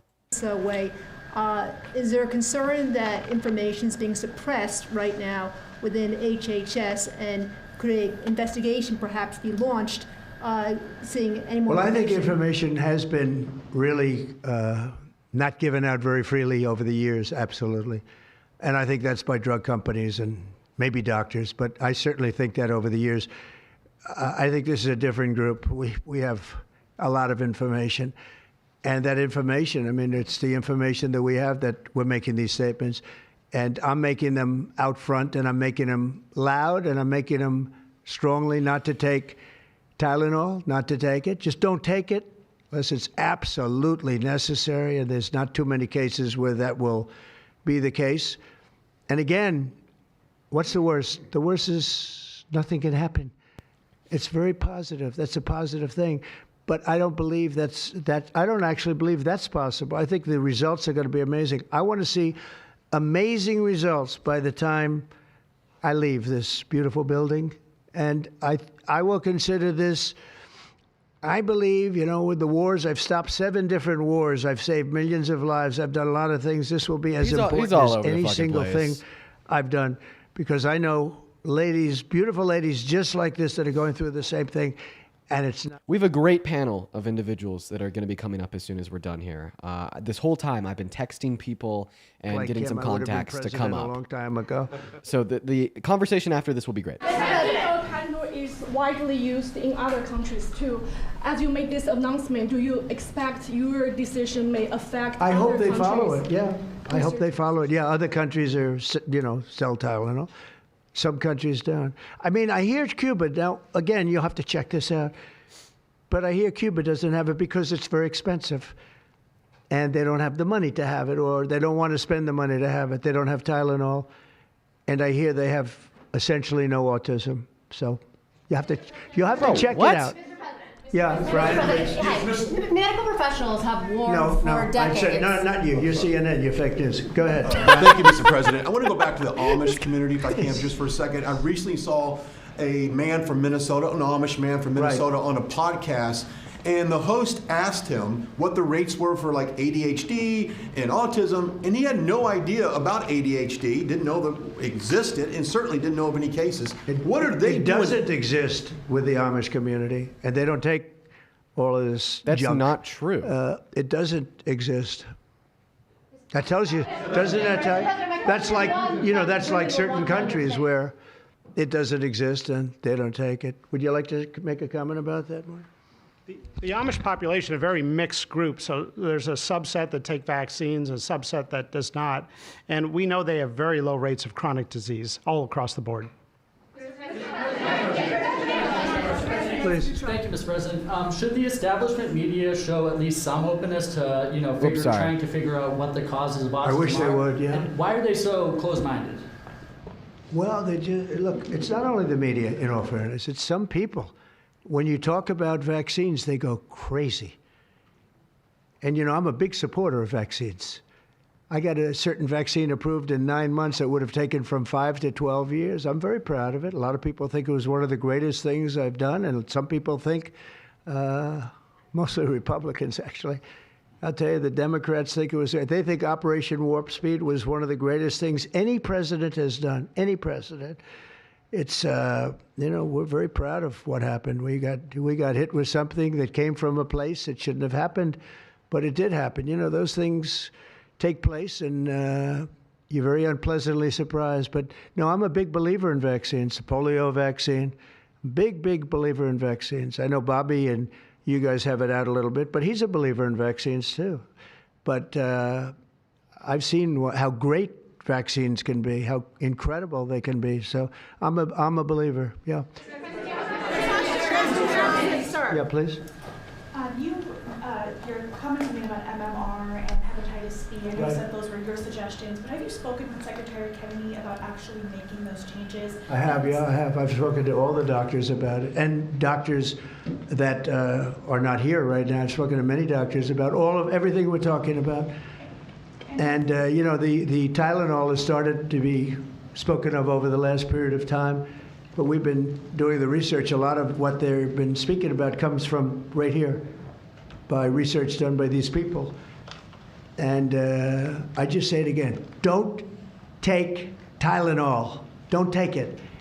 And don't give it to your child. We're starting to get after your repetitive at this child point. Is born, and do all those other things, little things, just spread out your visits, et cetera, on the vaccine. And I want to thank everybody. This is a very important day. Thank you very much.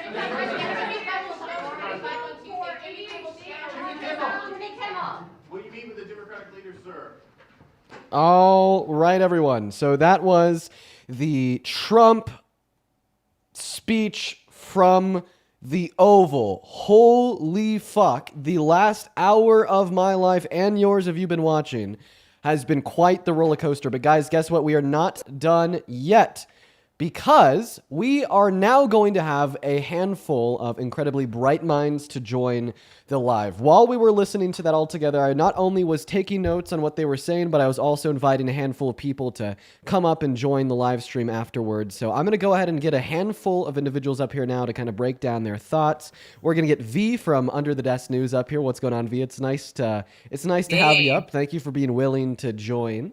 Good to see you. Yeah, of course. We're also going to go ahead and get our friend Matt up here, and Dr. Greg will be joining us as well shortly. We are just waiting for him to join the stream. Dr. Greg is not a medical doctor. He's a microbiologist. However, he does study these things because it's where his interests lie, and I thought it'd be worth getting him up here as well. But anyways, just to kind of recap on a handful of the points that we just heard espoused by Trump's mouth and the mouths of those surrounding him, I'm going to go and give you guys a handful of quotes. So first and foremost, Donald Trump said that vaccines kill children and that they fry them, okay? We heard him bring up an anecdotal experience of his that he had an employee who had a nice, beautiful child that got vaccinated and then died from being brain fried.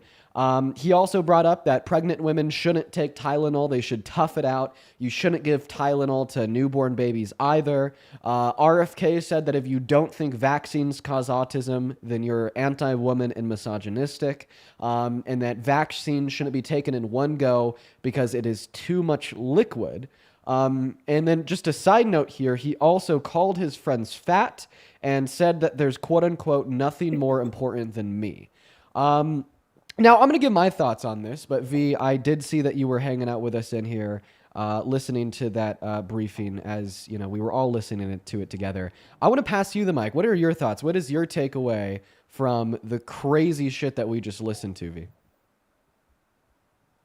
Look, I have a lot of, just like rebuttals to the science that he was presenting, or rather the lack of science he was presenting. But the thing that stood out to me the most was the doctors on the panel took great pains to say acetaminophen, and Trump comes out and is like, it's Tylenol, and starts shouting a brand name, which is not something that somebody would typically do, because that is libelous and that is defamation and all kinds of things. Just absolutely can't wait to see Tylenol and Johnson & Johnson's reaction to him calling out that specific brand name as opposed to the general acetaminophen. Another thing that they said is that he's getting the mercury and aluminum out of vaccines. This is a great example of the way that Trump does not understand that mercury is not just the mercury that's found in fish, and that ethyl mercury is the mercury that was in some vaccines and has since been phased out just because they've got better carriers now. But the whole thing, to me, I feel terrible for the moms who are tuned in, who are looking for some relief for their children and for their families to live their best, most full lives. And we're met with this quack science and false promises and just preying upon their grief and upon their confusion. I think that was maybe the most cruel part. Right. I agree with you 110%. Something that I caught on there was the doctors, every so often they would repeat that things such as Advil, so on and so forth, are also bad. But for the most part, we didn't hear Donald Trump say that once, and that was kind of swept under the rug and kind of forgotten. But what will inevitably happen because of this speech, because of this briefing from the Oval, is that because Donald Trump just told you all to not take Tylenol and to not do it, that now inevitably we are going to see pregnant women turn around and supplement Tylenol, which is what their doctor recommended they take, for something like Advil, when we see that Advil can have disastrous effects on women during pregnancy and labor via things such as prolonged labor or delayed onset or increased bleeding risks alongside birth defects and miscarriage of the fetus. Now, thank you. Dean, go ahead. Dean, remember there was a grift in there for them. I always try to look at what are they selling instead. Anytime they try to take something away, they're always replacing it with an unproven Trumpified source. Right. And they mentioned this particular supplement. It's a frolinic acid. Yeah. I'm sure Dr. Greg knows more about this. And that was also concerning to me because anytime they're taking something away, they're always trying to sell something else. And when Dr. Oz is up there, I mean, the man has been found to hawk, miracle cures that aren't miracles. And so I was like, okay, is there some sort of, is this ivermectin 2.0? Is this where they're going to start trying to push this potential folic acid type thing in lieu of any other type of medicine? And of course, that helps their health and wellness MAGA situation. But it just, I'm bordering on speechless. I could not believe the way he was calling out brand names, the way he spoke for so long, so ignorantly, the way he, in my opinion, fabricated that story about the secretary and how her son died the day after he had a vaccine. I mean, there's just so many convenient examples he has to prove his point on something. Man, yeah. I'm excited to see what the rest of the panel has to say. Yeah, Dr. Greg, what are your thoughts? Yeah, folic acid's actually legit. That is something that we could actually be like supplementing. Pretty much 50% of pregnancies are unplanned. So if you're in your childbearing years as a woman, it's actually a good idea to take folic acid as a supplement. It has a big impact on, it's a good prenatal vitamin that pretty much everyone would agree is a good thing. So that one, this is the problem, is like a lot of this stuff is there's like some nugget of truth and then just a pile of turds on top of that. And that's the grift, and the problem with it is they'll throw in all this nonsense about vaccines, which are completely safe during pregnancy. Hepatitis B vaccine, another something completely safe for a newborn infant to take, but now they're throwing that in. And it's just frustrating.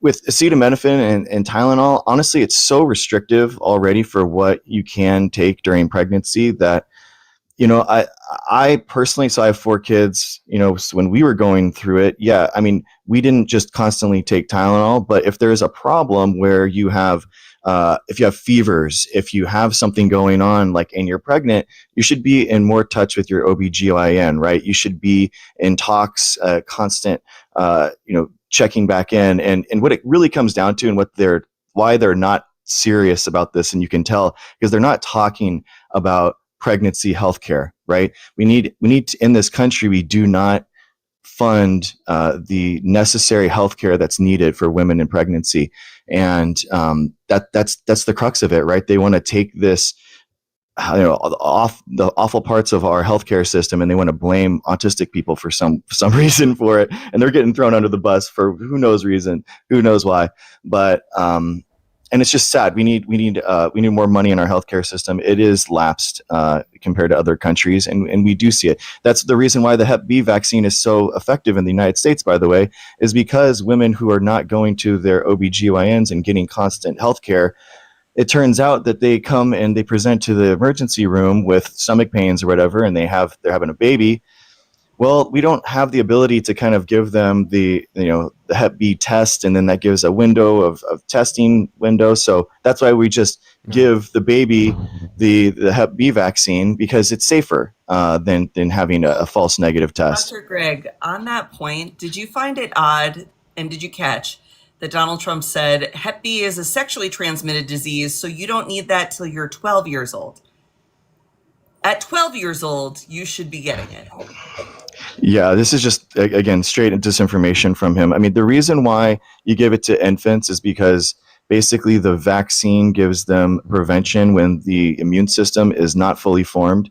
And it basically, when you get a Hep B infection as an infant, you have a 90% chance of that infection being chronic. Meanwhile, it's only about a 5 to 10% chance as an adult. So it's so effective. It's so effective as a child. Age when he said sexually active and then immediately went to 12 years old. Also said he and Bobby knew that Tylenol caused autism 20 years ago. I'm like, what were you talking about it at the Epstein parties? Like, was this when we decided the sexual age that somebody should get the hepatitis vaccine? Is this when we decided about Tylenol causing autism? Like, y'all were having lots of conversations disgusting. at those parties, it seems. Yeah. And just to be clear, go ahead. No, go ahead. Greg, please go ahead. Yeah, but then after Greg, I mean, the autism and vaccine thing was started in 1997 by a discredited paper by a physician who lost his license because of it. Vaccines have been tested continuously since then to see if they're safe and effective, and they are. The biggest one just recently came out last month is in Denmark. 1.2 million children over 20 years, and no neurodivergence was ever connected with anything. Where they checked the different ingredients inside of vaccines, and they were over 20 years, and it's one of the biggest studies. And this is the crux of all this, like, oh, it's just pharmaceutical companies that are pushing these vaccines, right? Because, well, guess what? The country of Denmark is funding their own research, their own universities, their own scientists, completely outside of the for-profit pharmaceutical model. And guess what they found? No link, right? They have no financial pressure in order to do this. And it's completely safe, guys. So vaccinate your children, vaccinate yourselves. It's safe and effective. And he continued to blow that whistle, saying otherwise. Something that he brought up so many times is that when we look at Amish communities that don't vaccinate their children, when the pregnant women don't take Tylenol, then we see no autism at all, right? So first and foremost, I would expect to see, lower levels of diagnosed autism amongst Amish communities that already, are, convinced to stay away from modern medicine. If they're not going to the doctor to get their children vaccinated, if they're not going to the doctor if their child is having a headache or is exhibiting, symptoms of pain and suffering, and so they're not getting that recommendation to give their child something like Tylenol, then they're definitely not going to the doctor to get them diagnosed with autism, right? You know what I mean? So I think that point is really important. And then just one side note here for everyone watching on TikTok. I see you spamming the comment section saying that gifting is suspended. They hate it when I stream Trump. We have completely had our push taken away, so this live is not going to be shown to anyone new, and the gifting is suspended. But outside of that, Matt, I'm going to go and pass the mic to you. What are your thoughts? Oh, thanks. Well, I mean, everybody has said some really good stuff. I just want to mention this is why science literacy is so important, because as Dr. Greg mentioned, right, we teach the Andrew Wakefield study for a reason, because it's so important that people know what to look for. But I want to point also to, they cited a study that was published in August that purported to show an association between the use and autism. What they didn't cite also was from last year, there was a study that had 2.5 million children. And of that 2.5 million, they had 185,000 children that where the mother did use the drug. And when they did a better analysis of that, they found no association between that use. That study wasn't mentioned at all. So you have to realize what they're doing is they are cherry picking the studies that they want to use, and even the study that they cite, they misinterpret it, because even in the study itself, it says we have found no causal link and we need more studies to actually bring this to bear. So what they do is they bring this up as if this is the one thing that is showing a true association, a true cause of something, when it's simply not there. It's just not there.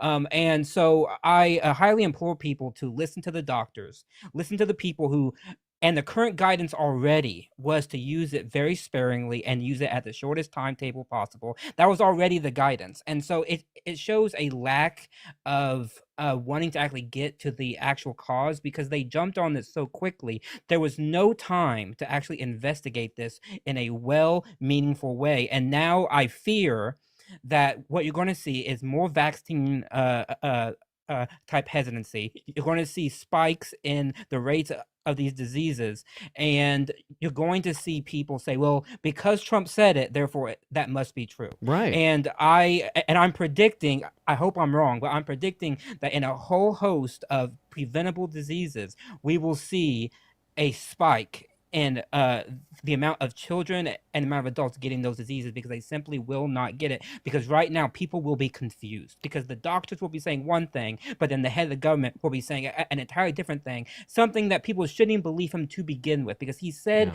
things that were blatantly false. There's blatantly false, that I sincerely hope that the doctors and everything get out ahead of this, and they say, no, please don't do this. If you have a severe fever, please, please, please see your doctor. Please try to lower it, because we know fevers in pregnancy can cause problems to the baby itself. We know this. And so so please don't take his advice. Don't take his advice. Please listen to your local doctor. Please listen to the people who actually know the science. Yeah. Absolutely. No, Matt, I mean, I think that you make a great point there, because it's not your crazy uncle saying this anymore. It's not that one time every Thanksgiving where you have to sit across the dinner table from the guy that's saying vaccines cause autism. It's the goddamn president of the United States of America. And the reciprocal effects that is going to have on public virtues of trust, or more so distrust, and medicine, and the negative consequences that will yield is going to be harmful. And something else that maybe is worth discussing, or I guess thinking about, is not just the first order consequences of more women having it harder during pregnancy and childbirth, more children not getting vaccinated, potentially dying, but also the second order consequence of what this means for future funding for different programs and medical research across this country, and universities, so on and so forth. Right? Because now they're seeding these virtues of distrust. Maybe 10 years from now, if this is the status quo and J.D. Vance wins the next election and continues it on, that's what people truly believe, we'll see a significant reduction in investment into exploration of vaccines, and that could be harmful not just for the now, but for generations.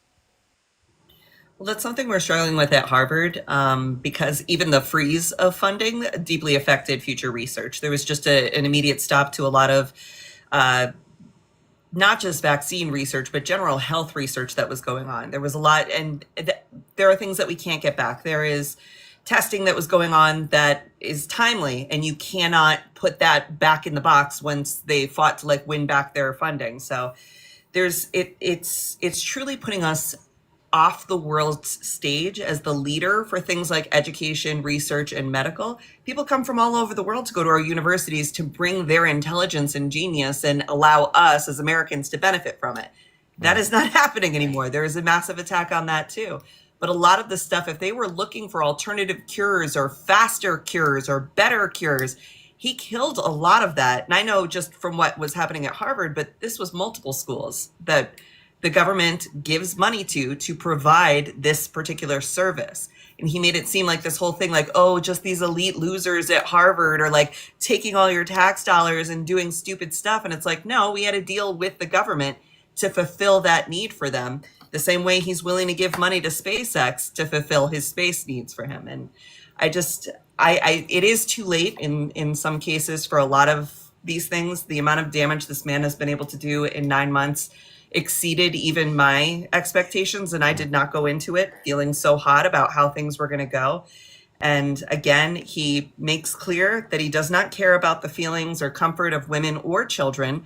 When he said, so women can't take a Tylenol for their headache, well, I guess she'll have to tough it up a little bit, or they throw all these Tylenol at babies after they give them their shots, or after they have anything, too bad, they'll just have to cry it out. And it's you are showing just how incredibly cruel you are, how incredibly comfortable with cruelty you are, and how little you think of women and children. Absolutely. I could not agree more. Spot on. Now, V, Matt, and Dr. Greg, any final thoughts from any three of you in relation to the conversation that we've been having and Donald Trump's absolutely atrocious speech that lasted for an hour and a half? Yeah, I would say what I talk about a lot when I try to frame in why there's an increase in autism is how many people were left-handed 200 years ago? Zero. You might think that, people are genetically left-handed, so there were left-handed people. Well, there were, but they just were forced to write with their right hand. It didn't matter if they were left-handed, you were forced to write with your right hand. And as we accepted left-handed people into our culture and we allowed them to write with their left hand, what happened is that now we can kind of see the different types of people. So now we have ambidextrous people for the first time because we've accepted left-handed people, so now we have ambidextrous, where that wouldn't have existed before. So it's the same thing with autism, where, and you were talking about this too, Dean, where it's we're catching maybe the 10s, in 1950s, and now we're catching, the 2s or the 3s because there's a wider detection net, right? And the hypothesis would be also that we would be catching a lot of late, like adult autism diagnoses too, right? And we see that as well. A lot of parents that are, having their kids getting a lot of these, positive tests are saying, oh man, this actually explains me too. And that maybe that is a reason why, a lot of people are understanding that. And that's not a bad thing, guys. It's okay to have, in science, I actually kind of think it's almost a benefit because you're able to kind of have a different approach, a different idea, a different way of looking at the same problem can give new answers. And that's a good thing. So it's just this weird linchpins that they're really pushing on society and saying, you have to be this way. And we want to get the numbers down. Like Trump was saying, we want to get these numbers down. Like, what does that even mean? It doesn't even make any sense. But I think in general, man, I think, Under the Desk, you were completely right on like the amount of funding that has been hurt on science. You can't overestimate it. The private universities are not spending that money, so now it's impacting private businesses as well. So that's a big thing that people need to understand, is that there's huge layoffs that are happening in private companies that never happened before under Trump. Like to be honest with you, me personally, I got laid off 2 weeks ago because of this. Actually, my entire site, where 50 people, a company, but lasted for 25 years. We couldn't last the tariffs. We couldn't last through our customers being the universities. We couldn't sustain it. We lost our customer base. So it's really having a devastating impact that's going to cascade through all of scientific research. And even though we're not spending the $500 million on mRNA research, other countries are using this technology. It is the future. If you go and you get your personalized gene therapy treatments, it's going to be mRNA technology, probably with lipid nanoparticles. It's good, guys. We were using it for cancer patients since 2015, and that's just what we're going to have. And we need, as Americans, we should be patriotic about this. We should be patriotic about our science and our technology, the fact that we led the nation on this and the world on this. We should be proud of it. And it's patriotic to be pro-vaccine. It's patriotic to fight for those 1.2 million people that died during the pandemic. And I think that's the biggest thing, is that we can take this mantle and we can run with it. Spot on. Yeah, Matt, any last words, my friend? No? I could not say it better. I think I will leave it on that. Sounds That's good. a great way to say it. Well, hey, to the three of you guys, I really appreciate y'all for joining. This wasn't something that we had planned out. I think I individually reached out to all three of you, like as that speech was ongoing in the last hour. And you I guys know, my happened to be first time free. on a Dean Live. I feel like so young and cool. and I just really appreciate you guys for joining. Yeah, couldn't have said it better than you three did. So I'm very thankful that we could come together and discuss that bullshit. And yeah, I appreciate you guys for coming up. I'm gonna go ahead and probably restart my stream here, guys. You all three of you, Greg, Matt, and V, y'all have a good rest of your day. And actually, before you drop, Thanks, if guys. you're watching, make sure to drop these three a follow. Greg, he hosts his own lives where I always see him debating science with those that are anti-science. Matt is like the most educated person I know. And V, she reports the news every single day in a way that Can will I make do sense. one plug? Go Real for quick. it. I hate to do it, but I think I have to. So I have a Substack, everybody, and if you want to follow it, so I put out the news every day. It's free, so you can follow it. But if you want to follow it, feel free to, because all the information that I read throughout the day, which is a lot, I put in that, and you get it every morning. So if you want to follow it, it's in my link. But I highly recommend that. People ask me sometimes, "Hey, where do you get your news?" Well, I send it out, so you can just like be able to get it. So thanks, Dean. Thanks for having me up, V and Greg. Very nice to see you all. All right. You guys Thanks, have everybody. Thanks, guys. Talk to you guys Appreciate later. you. You guys have a good one. Bye. All right, folks. So that is it for watching Donald Trump's speech from the Oval and reacting to it with a handful of really smart people. Very thankful to those folks. I mean, it couldn't have gone better with them. You know, I honestly, so I'm going to start doing this every single time we hear about a huge briefing from the Oval, right? I mean, what better than to be proactively responding to the bullshit that Donald Trump continues to spew out of his mouth, than reacting to it together on live, than bringing up a panel of incredibly intelligent people that have done nuanced research into exactly what he's talking about to dispute it when wrong. I think that is incredible. So we have been live for a little over 2 hours at this point. Today's stream is going to be a bit shorter. We usually stream for around 4 to 5 hours, but here's what we're going to do. We are going to go ahead and get back into what we usually do with debating Trump supporters, but we are going to need to do a restart on the TikTok stream in order to get there. Like I said, because we were reacting to Donald Trump's speech from the Oval. Point number one, TikTok completely took away the ability of this stream to send out to people on TikTok. So the 21,000 people that are in here right now, you guys have been here for the last hour. No one new has come in off of the For You page.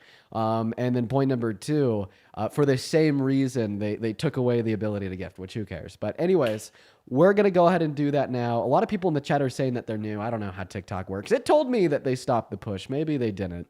But let's go ahead and restart the stream right now. If you want to come back after the restart, if you want to watch some debates with some Trump supporters, because that's what we do here, click on my profile picture. It'll direct you to my account page. Do it when that live ends. Count to 10, refresh my account page, then click back on the glowing red live orb around the profile picture on the account page. The restarts literally take 5 seconds. We will be right back. However, immediately following the restart, you're actually not going to see me.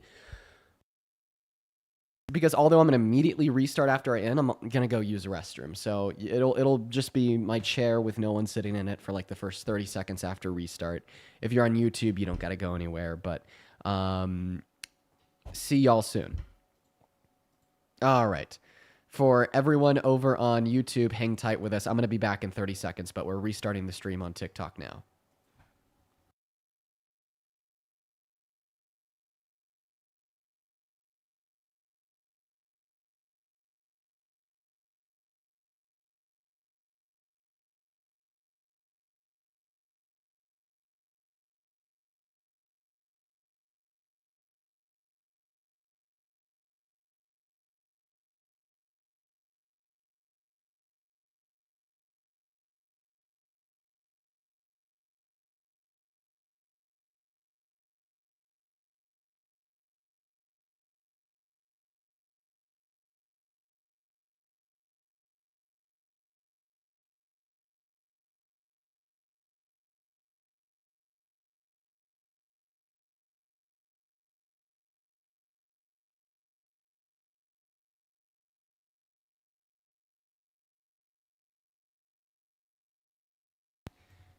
Okay, and I'm back. Hello, what's going on, guys? For everyone tuning back in, welcome in, y'all. I had to run off there and use the restroom real quick. If you are just tuning into the live, we just did a restart for the last 2 hours. We've actually been breaking down and discussing Donald Trump's terrible disinformation speech from the White House. I mean, holy fuck, folks, that was really bad. But now we are going to go ahead and hop into what we usually do, and we are going to debate some Trump supporters. So if you are watching the stream right now over on TikTok and you are an American adult that supports Trump as president, go ahead and hop in that queue for me. I now have to play the game of like finding the image of my title. There it is. How do you still support Trump? Fantastic.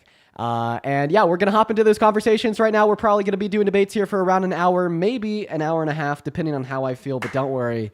I see all the comments over there, but the hands are washed. But it is good to see everyone. If you happen to be one of the 8,000 people first tuning in over on TikTok, y'all make sure that we're double tapping on that phone screen. Another limiting factor on how long I am live is just simply going to be the fact that I'm having really crazy allergies today, and I'm having to like blow my nose every 3 seconds, and it's kind of making it a little bit rough to like talk on live. But Anyways, let's go and get that very first guest up here, y'all. Once again, make sure if you are in the guest request that you're following the rules. You got to be an American adult that supports Trump as president. And if you want to support me, you can find my Venmo and my PayPal in the link tree in my bio. If you did support me on Venmo and PayPal while we were reacting to the Trump speech from the Oval, I just wanted to personally thank you. However, I was not looking at the donations during that time period because I was focused on, of course, Trump's speech. But let's go ahead and get that very first guest up of the day. Hop in that queue if you're an American adult that supports Trump. We're going to get you loaded in. In fact, let's go ahead and start off with that very first guest of the day. Right now, we got Jason Patel loading into the stream. Here we go, folks. Tyler, thank you for the levelship. That's incredibly kind of you. All right, Jason Patel is loading in, guys. Once again, just make sure that you are an American adult that is pro-Trump, pro-MAGA. If you find yourself in the queue, please follow the rules. And Danielle K with a $10 on Super Chat saying it's not allergies, you're just allergic to the BS. Yeah, dude, I mean, that was a lot of BS, so maybe so. What's up, Lexi? Do you support Trump? Yes. How old are you? I am 19. What year were you born in? 2006. Sorry, I'm nervous. No worries at all. What month in 06? February. All right, yeah, you would be 19. So, Lexi, feel free to take it away. Tell us how the hell you still support Trump, even though he just spent an hour and a half spewing disinformation about autism, vaccines, and Tylenol, and even though 3 days ago he said the media doesn't have a legal right to criticize him. Why is that? So personally, I am hard of hearing. I don't think anyone I've heard given this argument. Because he has signed things that helped children and adults with lower costs of hearing aids and stuff like that. Okay, I'm going to ask you a question, and I genuinely mean this in good faith. Would it be a good thing if I were to, I talk really fast? Would it be a good thing if I were to slow down my speech? No, you're perfectly fine. You talk very clearly, and your mouth is, perfect for me to understand because I can lip read well, so... Perfect. I just thought I would ask. Now, to get back to the conversation, I just want to make sure. You said that your claim was Donald Trump has done things. How about you repeat it? I apologize. He helped sign the Over-the-Counter Hearing Aid Act of 2017, which helped a lot of adults and children to have lower costs in hearing aids and purchasing them. I have not heard about this one. Let me go ahead and check it out. Over-the-Counter Hearing Aid Act of 2017. This bill amends the Federal Food, Drug, and Cosmetic Act to require the FDA. I just got another restriction for inauthentic content. I'm going to go ahead and submit an appeal. Let's hope that it goes through. So it looks like this bill directed the FDA to categorize certain hearing aids as over-the-counter hearing aids. The regulations for over-the-counter hearing aids must provide reasonable assurances of safety and efficacy and establish output limits and labeling requirements and describe requirements for the sale of hearing aids in person, by mail, online, or without a prescription. Sure. Okay, so yeah, I would actually assume that this was a good bill. I mean, it looks like it. But I actually want to ask you a question. Do you know who wrote this bill? Not exactly. Elizabeth Warren. She is a Democratic senator from MA. Donald Trump hates Elizabeth Warren. Donald Trump has said on many, many circumstances that Elizabeth Warren is evil, Elizabeth Warren is stupid, and Elizabeth Warren doesn't have a clue. So I can agree that this is a good bill, and it was ultimately signed into law by the Trump administration in their first term. But this was a Democratic bill written by a woman who Donald Trump detests and has been slandering for the last 15 years. And by the way, Elizabeth Warren detests him too. If you were to ask Elizabeth Warren, the person that made this bill, what her thoughts on Trump are, she would tell you that he needs to be immediately thrown out of office because he's gross, sick, and deplorable. So I think where you should stand today is just simply recognizing that although Trump did sign this into law in his first term, he probably did so begrudgingly because it was Elizabeth Warren's bill, and it was ultimately driven for and pushed by a Democrat and Democrats. And if if Hillary Clinton had won the 2016 election, this bill still would have passed, meaning that it wasn't exclusive to Trump. Okay. Yeah, I just wanted to know, because of that, because I support Trump on some occasions, not his personal life. He is ew, disgusting. But we can admit that he's done some things that really helped us. Sorry, I'm nervous. No worries. Well, I mean, what I think it comes down to is just recognizing the fact that, I mean, if he didn't sign this into law, he would like be obviously evil, right? And he does obviously evil things all the time. But in 2017, that was his first year in office, and he was trying to get past with a good image in front of the American people. And if he were to veto a bill that just made hearing aids more affordable, he would be, Doctor incarnate of evil. Why the hell would he do that? I don't think that this was endorsed by him, pushed by him, or his administration, or Republicans. This was the thought of a Democrat who hates Trump and Trump hates her, and she pushed for it in Congress. She got the votes, then Trump begrudgingly signed it into law. Yeah. I kind of don't have anything else on that matter. As I am 19, I'm in college, so I don't know much about politics right now. I have been watching your lives, and it really helped me understand a lot of things. But yeah, it's awesome. So, well, maybe one last thing I'll bring up here is because it sounds like easy access to medicine and medical needs at an affordable cost in America is important to you, right? Mm-hmm. So with Donald Trump's big beautiful bill that he signed into law not even a handful of months ago, it kicked 10 million people off of Medicaid, and according to the CRBF, is going to increase the premiums for everybody that is still on it by 75%. So, yeah, I agree. This bill that you reference is making it easier for people to get hearing aids. But now imagine the millions of Americans that are now disenfranchised and left with either no or incredibly expensive access to not just hearing aids, but all medical resources. Yeah, I do disagree a lot with the big beautiful bill. I looked into it a couple of times. Could you possibly give me a summary of the big beautiful bill? Most expensive bill in American history, and one of the most harmful bills for low-income Americans in modern American history, by kicking 10 million people off of health insurance, 3 million people off of food stamps, defunding education, 3 million school children are going to lose access to free school student lunches, so on and so forth. Yeah. I do support him on some occasions, but again, I did vote for Kamala Harris. Oh. But I do support him as in office right now because of, the whole situation with Charlie Kirk. I actually think that if you that you should support him less because of the whole situation with Charlie Kirk. I think that he's capitalized on Charlie Kirk's assassination to win glory in the GOP, just to then turn around and use it to spark more tension in America by saying that the alt-right is no problem at all, and it's the crazy leftists that are a problem. And then he identified Antifa, or anti-fascists, as a terrorist organization in this country.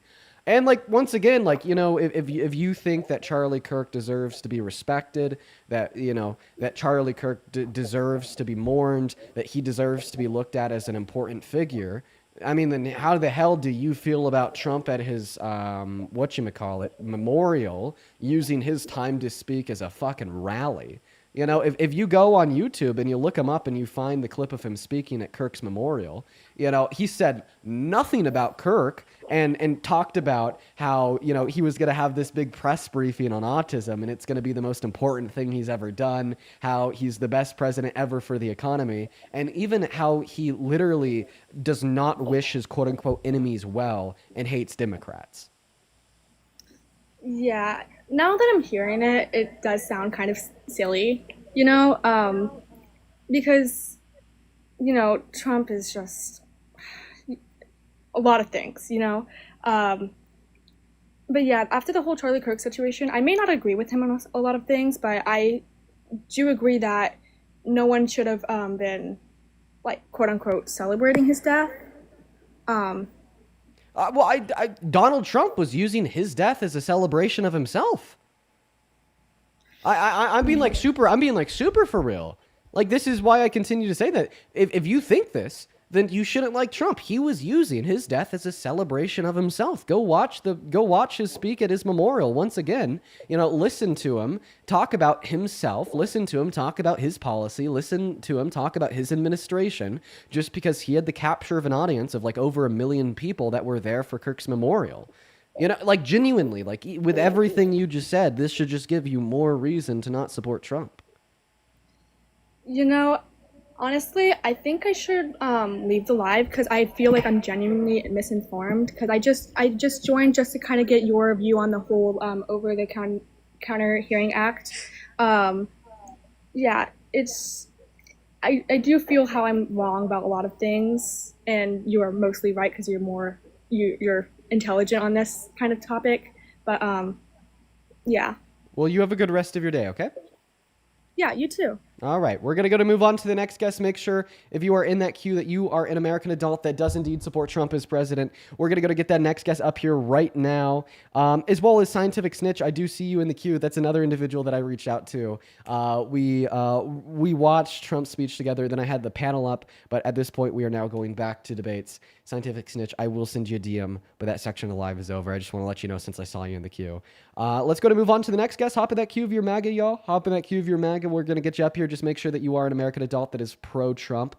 And also, let's see real quick. Jay Lee, thank you for the $10 over on Super Chat. They say, MAGA dumpster, we need education reform in the USA. We do, and guess what? Trump is defunding it.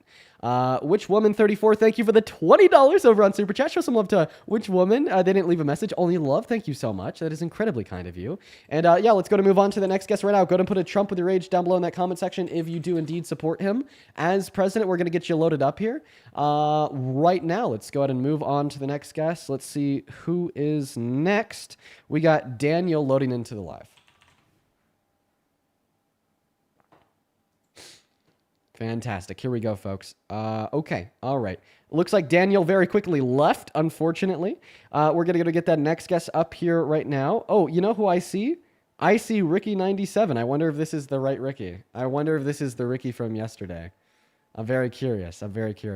Mackenzie, thank you so much for the $15 donation over at Venmo. Mackenzie asked me to not read their message out loud, so I won't. I just did want to thank you. Show some love to Mackenzie down below. What's up? How old are you? Me? Yeah, you. Fetus banned, and that was not the same Ricky.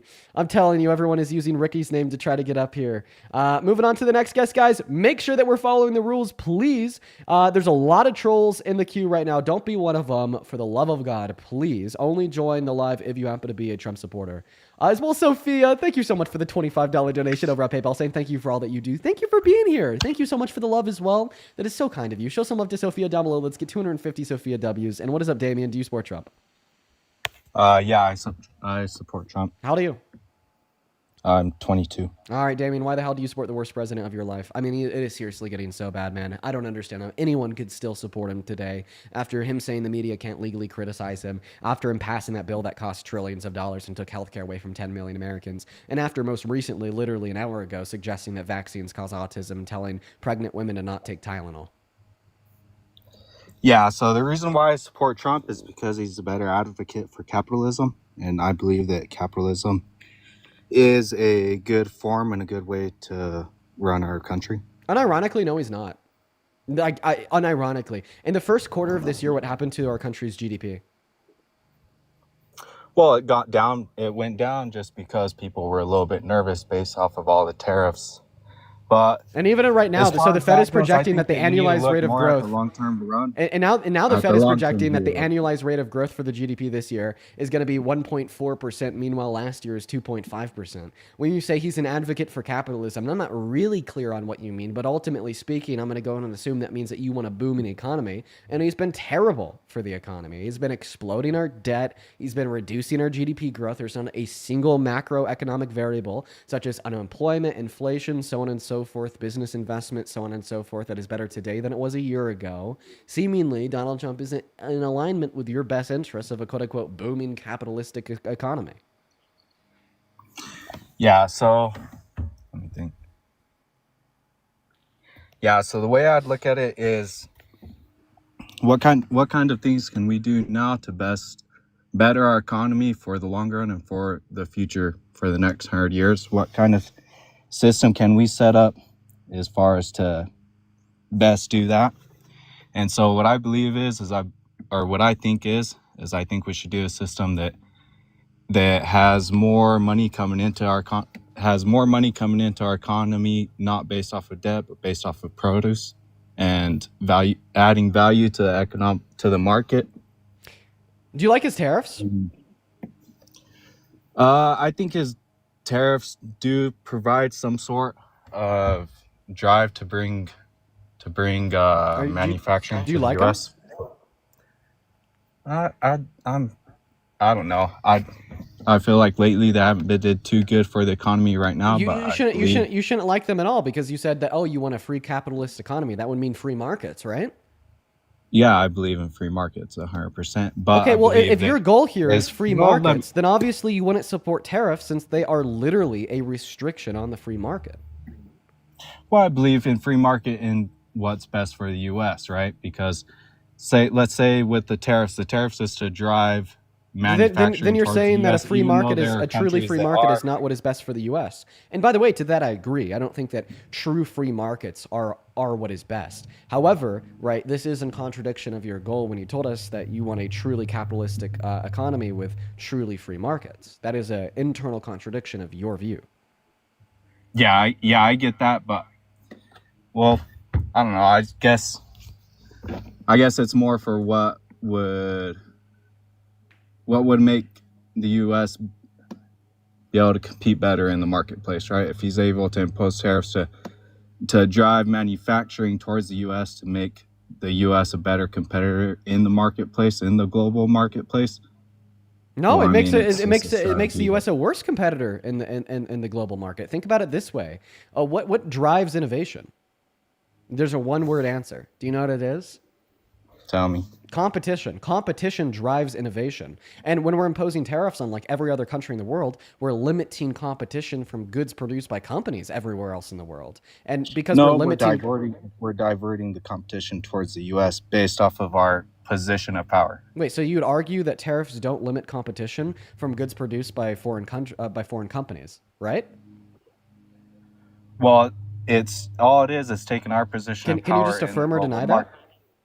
Well, let me explain it. I just want you to affirm All or it is deny. is Do taking- tariffs limit competition, or do they not limit competition? Well, it depends how you look at competition, because According basically to what your competition view. is taking what you have and the position of power that you have and imposing that onto the market in the world. What? That was a completely Does that make- incoherent definition of like economic competition.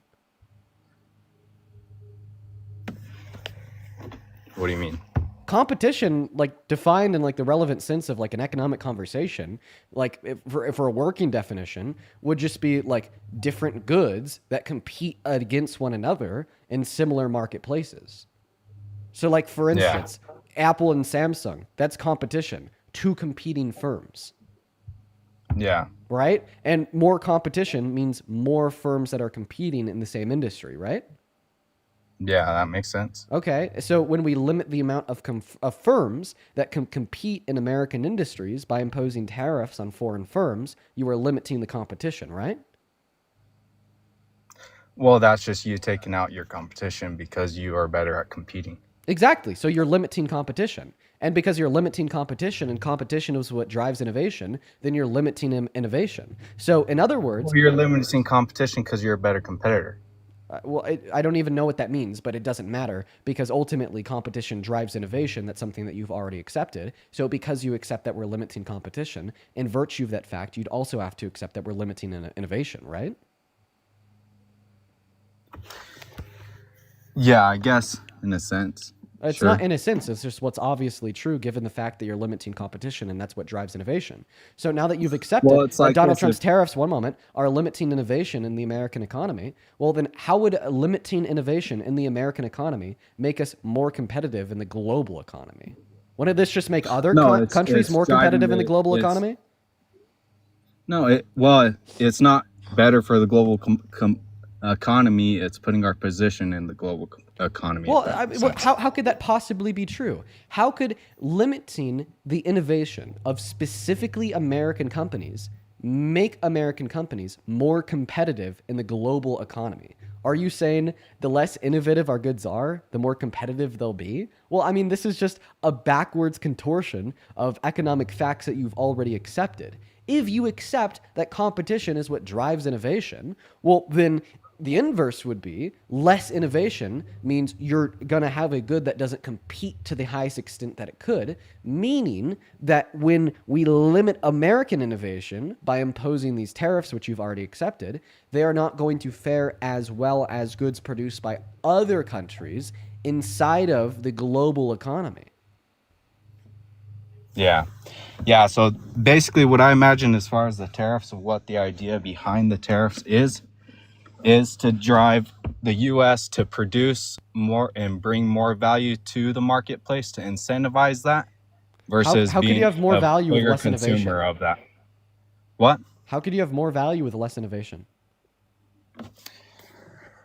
Well, you're driving. So basically, you're putting an incentive to bring the manufacturing and adding value to the marketplace into the U.S. You're not answering my question.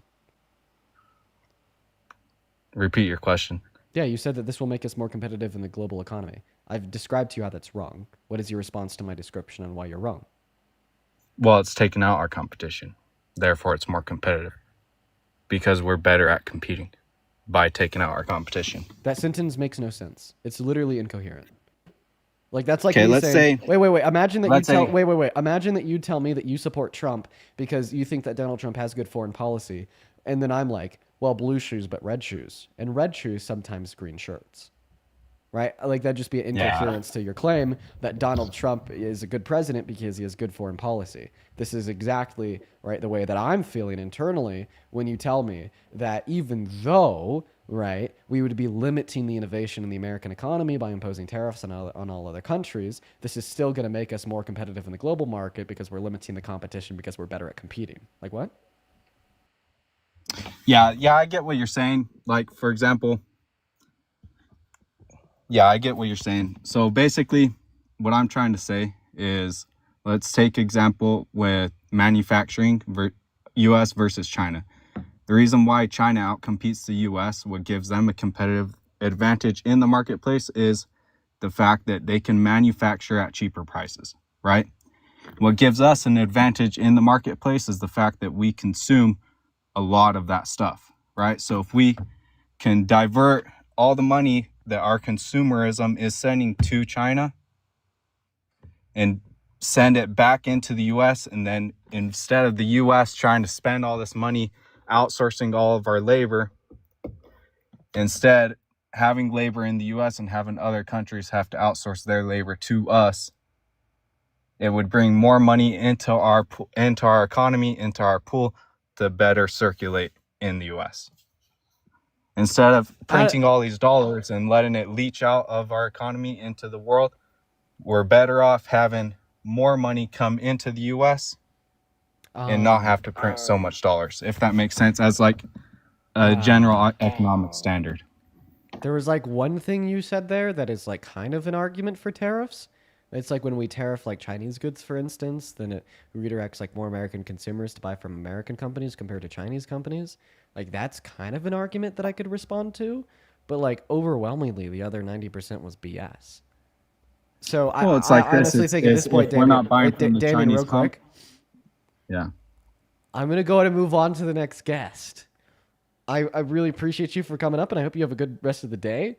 And the reason why I'm moving on to the next guest is because even if I just ignored like the 90% of that statement that was incoherent, and I responded to like the one thing that you said that is kind of an argument, then ultimately you would just give like more incoherent gibberish to my response. So I'm gonna make a wise move to just move on to the next guest here. Hop in that queue if you happen to be an American adult that supports Trump as president. Let's go to get that next guest loaded up in here. Everyone, give us a minute. What is going on? Do you support Trump? Let's go to get that next guest loaded up in here. Everyone, give us a minute. Banana Eats isn't here, and they had an echo. We're going to go to move on to the next guest, Tyler, right now.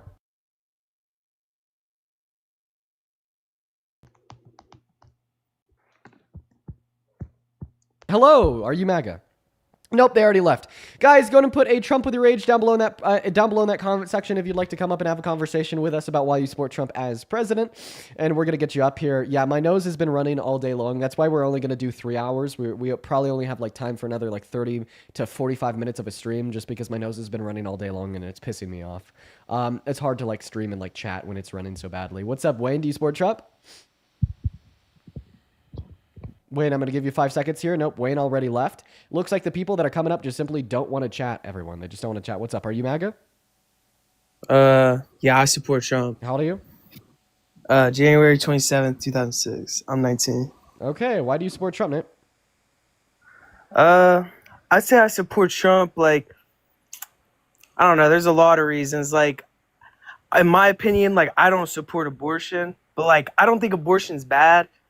But, like, I think, like, should limit, like, the amount of times you have abortion. Like, you know what I mean? Like, I feel like, yeah, like, if you make a mistake the first time, like, unsafe sex, like, it should be, like, you messed up. Like, I get it if, like, you can't support the baby. But, like, I know a girl, like, she's had an abortion, like, 2 times. Just from, like, not, like, just doing unsafe sex. Like, you know, like, I don't know, like... So why is having 1 abortion okay, but 2 abortions bad? Because, like, when the first abortion, like, you mess up, right? Like, you, and I'm not saying, like, obviously, like, you can have multiple if, like, there's a health concern or anything like that. But, like, I'm saying, like, to say, like, the first time you mess up, you're young, you don't know, and then, like, you're having the baby, and you know you can't support it.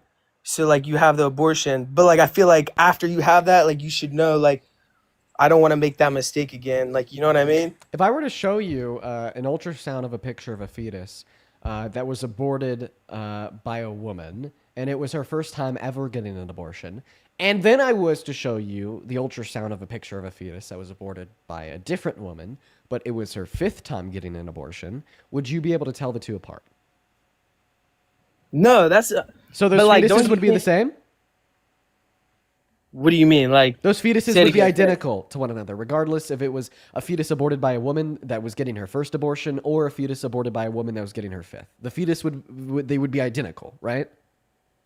But don't you think, like, morally... Can you just answer my question? Would they be identical? Like, identical, like, what do you mean? Like... What you don't understand the term identical? You don't understand the term identical? They'd be no, just my like bad, one my another? bad. So would those 2 fetuses be the same? Would they be identical? Would they be just like one another? Like, if they both or would die, they be like, different at all? No, they would be the same, but, like, don't you think, like... Okay, now I'm going to go ahead and continue to speak here. I'm going to continue to speak here. I'm going to continue to speak here. Okay, my bad. So now you tell me that a fetus is no different if it is aborted by a woman that's getting her first abortion or her 2nd, her 3rd, or 4th, or her 5th, but yet you think it is not wrong to kill that fetus, given it's a woman getting her first abortion, but then it does become wrong when she's getting her 2nd, or 3rd, or 4th, or her 5th. So all that you're telling me here is that what makes an abortion wrong has nothing to do with the fetus, has nothing to do with the value of the fetus, the life of the fetus, the innate intrinsic future of the fetus, and all to do with your judgments and perceptions of the woman getting the abortion, killing the fetus. That's problematic because what it does is it shifts the conversation away from that virtue shield of, oh, I care about life, I care about babies, I care about children, into wanting to punish and control women for doing things that you deem as irresponsible or reckless. Point number 1, you are not the arbiter of truth. Your standards don't determine what another individual should or shouldn't be able to do based upon your very emotional man perceptions. Point number 2, if these women were truly reckless and irresponsible and your perceptions were reliable about their character, then why the hell would you want to force and subjugate millions of children across this country into being born into families that didn't want them, that aren't ready, just to be brought up by moms and dads that are, according to you, reckless and irresponsible? And what kind of impact do you think that would have on the next generation of Americans? No, like, I get what you're saying, like, in a sense, but, like, at the same time, like, don't you think, like, you make a mistake and you learn from the mistake, but if you keep making the mistake, like, then at some point, doesn't it get wrong? Like, at a sense, like if you're not having safe sex, if you're not, like, using a condom, like, doesn't it at one point gets wrong? Like, if you just keep, like, doing the same mistake, like, at the same time, you can say it's not a mistake, but if you're having unsafe sex and you don't want a kid, if you don't want to have any chance of a kid, you should be having birth control, using a condom, like you should be doing these steps to where you shouldn't, like, you know what I mean? And I get it, like when you're young, you're in high school or something, and you make a mistake, and you're not financially stable to support the kid. But if it just keeps happening over and over again, you don't think that's wrong? Like because you can say it's not a mistake, but it is, or they wouldn't abort the baby. I don't know. Maybe we'd have more men and women engaging in safe sex if we weren't to tell that our high schools, our middle schools, that it is not appropriate to push age-appropriate content related to sexual education. Maybe we'd have more men and women engaging in safe sex if we didn't have Republican senators and congressmen and women pushing for bans on contraceptives. You know, maybe we'd have more men and women engaging in safe sex if sex wasn't a taboo until the day you're married, and this wasn't propaganda push by mainstream churches that have seeped their way into the American government. Just a thought. But I actually want to ask you a question here, assuming that your view is true. Well, I want to put this in an analogy. Let's imagine that there's an individual that is smoking cigarettes. You keep cutting out. It's on me. I'm sorry. I didn't mean to interrupt you. Let's imagine you were cutting. Let's imagine that there's an individual that's smoking cigarettes literally their whole life, okay? And at the age of 40, they developed lung cancer because they were smoking cigarettes. Their move in response to that was to turn around, go to the hospital, and pay for treatment to terminate that lung cancer. But they keep on smoking cigarettes. All of a sudden, they're 45 and they get lung cancer again. Do you still think they should have the legal ability to pay for medical treatment to kill that cancer? Or is that a mistake that's wrong and they shouldn't be illegal? It shouldn't be legal for them to seek any treatment? In my opinion, I think that's a different scenario just because, like, there is addiction. So, like, I'm addicted to a couple things. So, like, even when I try to stop, like, there's times when I'm trying to stop and I'm still, like, you know, like, my heart's racing, or, like, I feel like my mind's going. Like, I feel like that's a little different. Like, nobody's addicted to sex. I mean, there might be some type of sex addicts. I don't know. Personally, wait. So if somebody is genuinely addicted to engaging in unsafe sex, they should be able to get as many abortions as they want? Bro, nobody's like. I just want to make sure if somebody is genuinely addicted. Listen, answer my question. If somebody is genuinely addicted to engaging in unsafe sex, and I mean they're fucking unsafe like every single day, and they get like 100 abortions in like 3 weeks. Right, because that's totally possible. I swear that's totally possible. Don't even question the possibility of that. Addicted Do to you sex, think? bro. Would you just agree that should be like perfectly legal? Nothing's wrong with that from your perspective? Yeah, but like, there's nobody actually like. So if you're addicted to sex, then abortion is okay. But if you're not addicted to sex, then abortion is there's so murder. many people that are like addicted. Like, I don't think you get like. So I just want to clarify that your position is that if you're addicted right? to sex, then abortion's okay. But if you're addicted to sex, if you're not addicted to sex, then abortion's murder. If you're an addict, it's healthcare. If you're not an addict, it's murder. No, I get what you're saying, but like, nobody's that. Can I say one thing? Apparently not, because you just lost. Yeah, I don't want to get you banned. I don't want to get you banned. So I'm gonna say, like, people that are addicted to PORN, like, that's different than people being addicted to sex, in my opinion. Like, I don't think that this aspect of addiction bears any moral relevance on the action, on if the action is right or wrong. Wait, say it again. I thought you made a scenario about. Yeah, because I'm like entertaining your view and I'm proving it wrong internally. So I just want to clarify. No, but if you smoking said that cigarettes, can you stop it? Can you stop it? Okay, sorry, I was just trying to. So if smoking cigarettes wasn't addictive, like let's assume like a zero nic vape juice, and somebody like just really liked it, so they did it all their life and they developed lung cancer 4 times, and each time they got treatment. Do you think there was anything wrong with that, or do you think at a point they should have been denied treatment even if they were paying for it?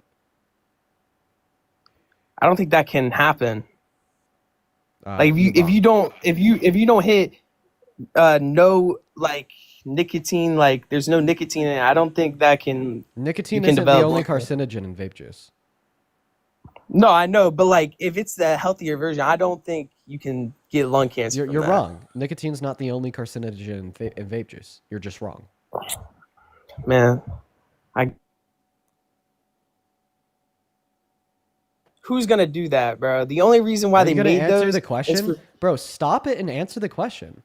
If an right, say the individual, question. right, for whatever reason, just loves smoking no-nick vape juice and they do it all their life and they develop lung cancer multiple times and each time they get treatment, do you think at a certain point it should literally be illegal for them to pursue further treatment even if they're paying for it?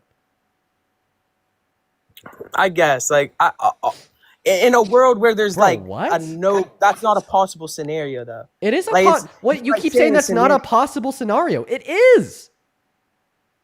Bro, dude, I know one person in my life that's like hit that just to like he hit like a non-nicotine juice. Yeah, Like, I don't really think who you know is what determines what is possible or impossible. the reason why they make that is to make people that are hitting nicotine or are hitting cigarettes to stop. It's Which an is completely alternative. irrelevant to the hypothetical, because if you knew how debate worked, and you knew that I'm just simply testing your logic to refute it here, and you knew that the conceptual takeaway from the fact that you do not think they should ever be denied access to healthcare to terminate the life of the lung cancer that was developed by the fact that they were smoking a non-addictive substance, is the fact that if you continue to engage in an action in which carries a risk of a natural outcome occurring, such as lung cancer in the circumstance of smoking or pregnancy in the circumstance of sex, and you continue to do this and you continue to develop either the pregnancy or the lung cancer, ultimately speaking, you do not think that there is a point where it literally becomes immoral to seek treatment to terminate that pregnancy or lung cancer. That is the conceptual takeaway of the analogy to your argument, in which I am now using to demonstrate that you don't even believe what you say, but you just perpetuate this idea to inevitably control women, condemn families, and reduce the average quality of life for American children, so on and so forth.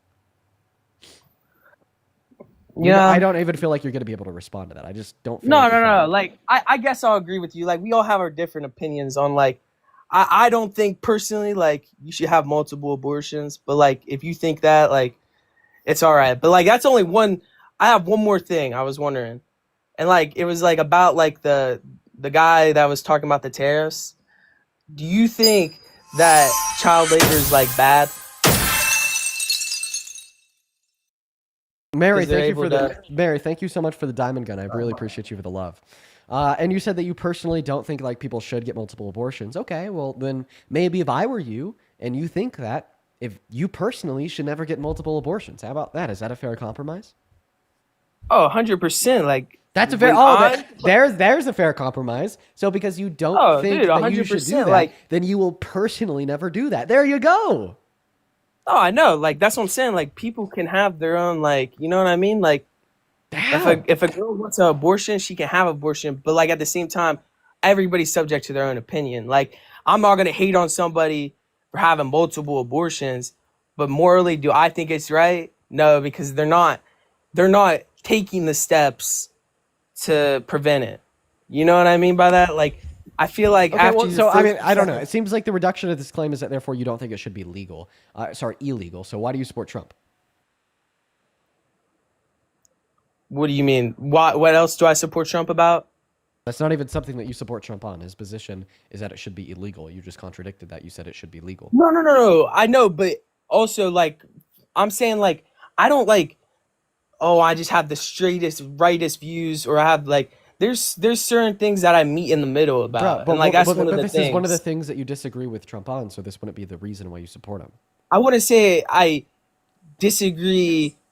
Like, bear with me here. Yes, This you is gonna do. sound Yes, like you I'm get so mad sorry. about this. I'm so sorry. If you say that you don't disagree with him, you are a walking contradiction. You said it should be legal. Women and girls should be able to make that decision for themselves. That is the diametric opposite of what Donald Trump thinks, which is that states should have the ability to ban it. And states should have the ability to deny women and girls access to this. It's diametrically opposed. It's completely opposite. No. That's what I'm saying. For instance, I think that Israel's bad and that we shouldn't be allies with them and we shouldn't be giving them money. So if I turned around and I told you that I supported Kamala Harris in the general election because she was pro-Israel, that would just be a fucking contradiction.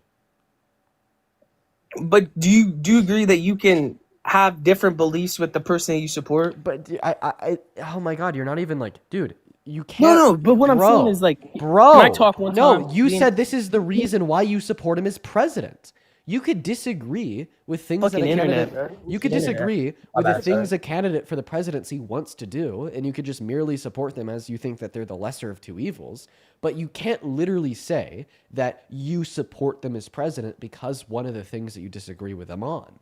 Right? Like, for instance, when Kamala Harris was running for president, I disagreed with her being pro-Israel, but I still voted for her because she was less pro-Israel than Trump alongside all of her other policy. But if I were to, but that's not your point. Because if I were to then, it's not your point. If I were to then turn around and tell you, no, 1 second. If I were to then stop it, if I were to then turn around, stop talking. If I were to then turn around and tell you that I disagreed with the fact that Kamala Harris was pro-Israel, but I supported her because she was pro-Israel, would that sentence make any sense?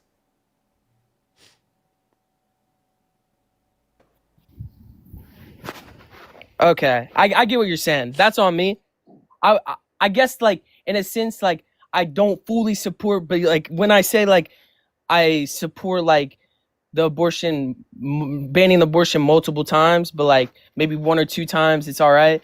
I guess I get what you're saying. Like, I shouldn't have that as my one thing. It's not my one thing, but I kind of just wanted to start out with that because like I do kind of think about that. But what I'm saying is, like, when you said Kamala Harris, this conversation isn't being furthered. You've already told us that you actually You've already told us that you actually don't think that abortion should be banned for individuals that get multiple of them. You just personally disagree with their decision, but they should still have the autonomy to make it. And second of all, that's not even what Trump did. No, I was saying though, like when you said that Kamala Harris, what is it called? She supported Israel less than Trump. That's what I was saying. Like, even if like you support in the middle, but like you don't support it fully, and it's less than, you can still support that view. Like, you supported Kamala more because she's. You could make a point with somebody. Kamala Harris. No, but you could make a point. Kamala Harris's view was in alignment with yours. You and Kamala Harris share the same view on abortion. You said it yourself that you still think that women and girls should be able to make that decision for themselves. That's all that she wanted. You agree with Kamala Harris on abortion. Wait, so Kamala Harris... Kamala.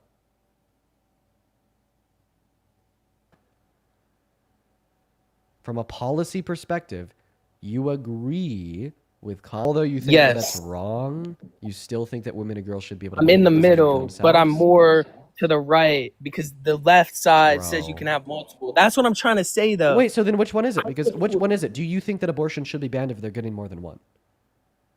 Yes, I said that. Wait, I thought that you already told us like 3 times that you don't think it should be banned legally speaking. You just morally disagree with it. So which one is it? Should it be banned or should it be legal? I said it should be banned more. Okay. It should be banned more than.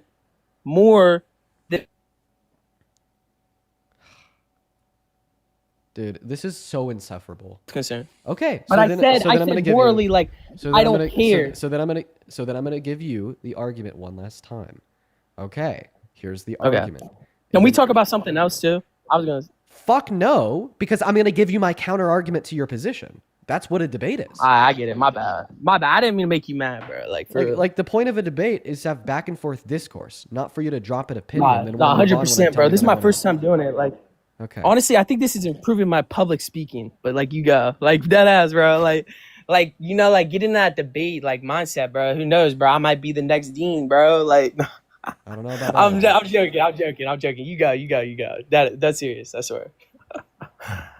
So if an individual, right, vapes, I'm sorry. Like, if an individual, I got it. Dude, come on. If an individual, right, smokes non-nicotine vape juice all of their life, right? There's still carcinogens in non-nicotine vape juice. There's a lot of them, right?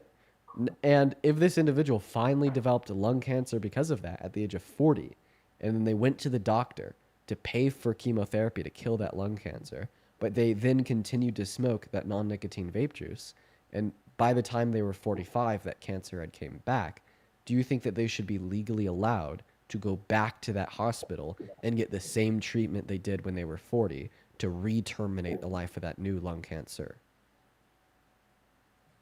Yeah, because I think you're like hitting it. Can you repeat that? Like, I guess you can get addicted to the juice, not like, I guess, the nicotine aspect, but like, I guess you can still get addicted to the juice in What about the it? vape.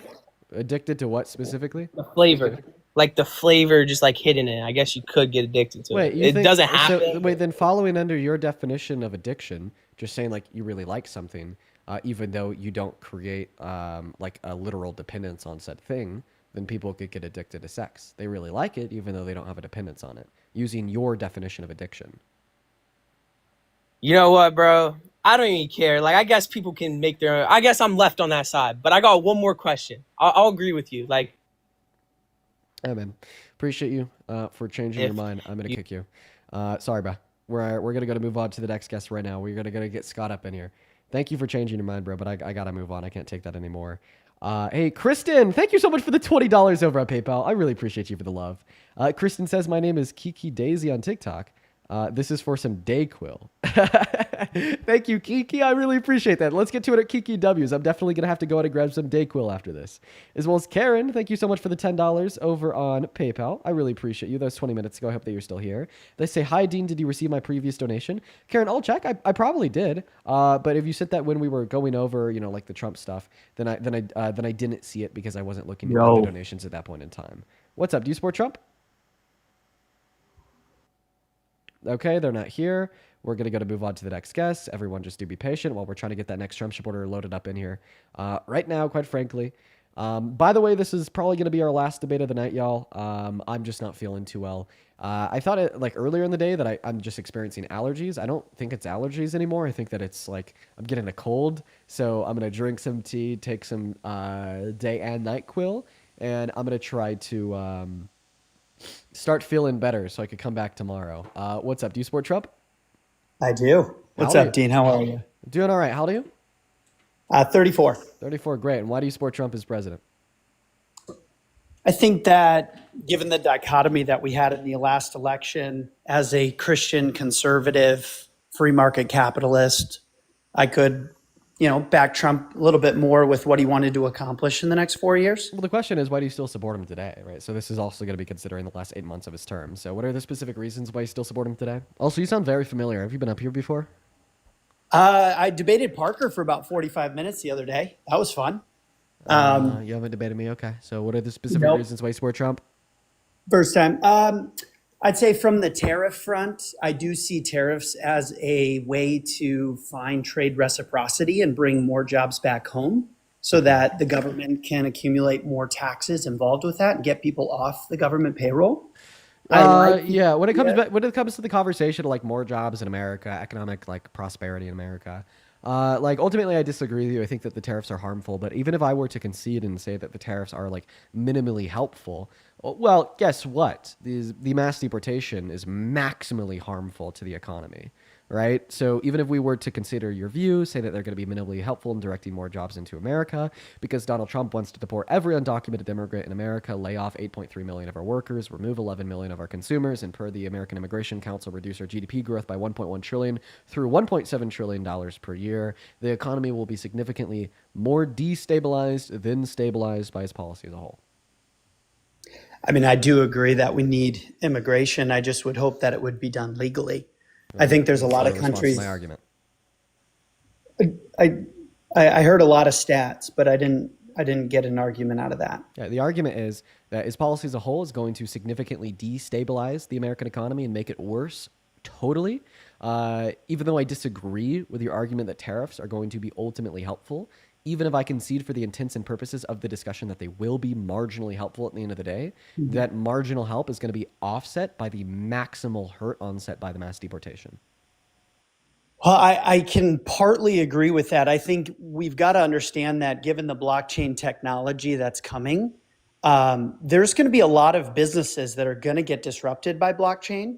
And I think Trump having an idea to put money behind AI, put money behind quantum computing, put money behind cryptocurrency. Yes, I would anticipate that the unemployment rate may continue to rise as AI gets better over the next few years. But getting legal individuals in this country from around the world, rather than just a extreme majority coming in illegally from Latin America, I think is a better way to stabilize the increase in people that we have. Okay, I'm not really sure like what that argument was. Are you saying that the economy will be more stable with a mass deportation? Because that's false. What's your argument there?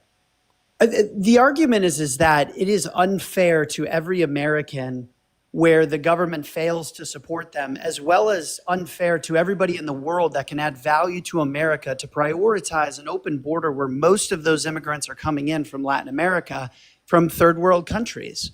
I mean, pre-1965, 85% of our immigration came from first world countries, and now it's only 15%. Wait. So your argument is that although the data demonstrates undocumented immigrants significantly contribute, provide, and build the American economy, because they come from Latin America, you ultimately think that the data is backwards. I think that if we're going to dump resources into significantly increasing our population, then we need to give a diversified opportunity to individuals around the world. Point number one, you're like pre-assuming that we dump resources into the existence of undocumented immigrants working in the American economy, which is false. They actually dump resources into the economy, not the other way around. They don't qualify for any federal benefits, only benefits in some states, and they contribute $1.1 trillion through $1.7 trillion to the economy per year through its GDP, and $100 billion per year to taxable revenue. And point number two, just to kind of reiterate some of the points that we've already gone over here, you said that you think that we should give more of a fair chance to legal workers from all over the world. Well, then obviously you just hate Trump more because he is now charging companies that hire employees on H-1Bs $100,000 per H-1B employee, right? Which is completely antithetical to the goals in which you just described. Now, point number four, you've still not given an argument that ultimately speaking, with a mass deportation, the American economy will be more stable. You're just kind of throwing words out there like third world country, Latin America, and fairness. But you're not really given an argument that economically speaking, mass deportation is good for the American economy. I think it's unfair, Dean, to say that the resources of states are not being are not going into the mass immigration that occurred through the open southern border. What's unfair is to suggest that overall there's more exhausted resources on undocumented immigrants than value directly provided to government revenue and indirectly provided and propagated in the economy as a whole through GDP growth and profit generated by their labor for their employers.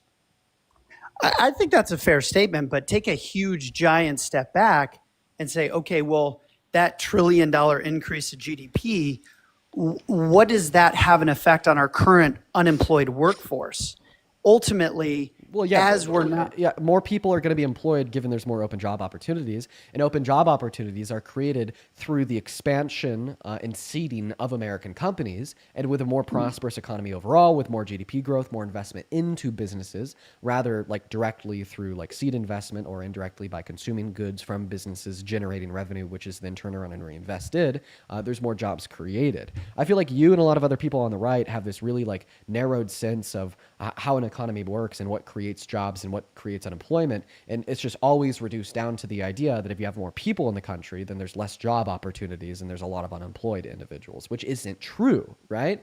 You know, the economy is significantly better off today with more opportunity, with more jobs, with more employed people proportionate to the overall populace than there was 50 years ago or 100 years ago, even though our overall populace was smaller 50 years ago and 100 years ago. And that's because when you work a job, you're not just filling a position that could be open to someone else, you're actively generating productivity and value inside the marketplace, and which is then turned around to open up more opportunities for others to generate that said value and opportunity.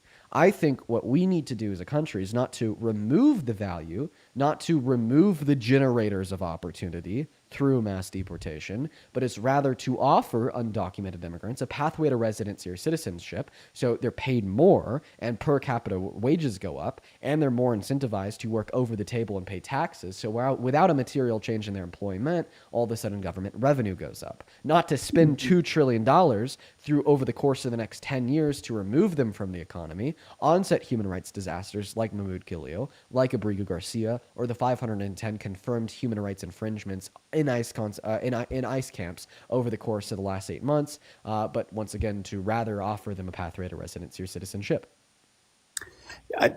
I would agree, Dean, that you and I both want what's best for the country. I would say economically we differ because you sound more like a Keynesian theorist, where I'm probably more of an Austrian theorist.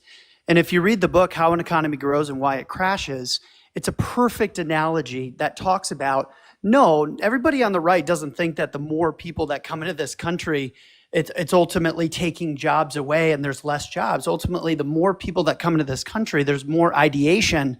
As long as those individuals are creating and reinvesting those monies back in America, starting businesses and hiring workforces. But if more people come to this country and they're dependent upon Social Security and they're dependent upon healthcare, and they're not a plus or a tax surplus to the governmental economy, then ultimately it's going to cause a long-term detriment.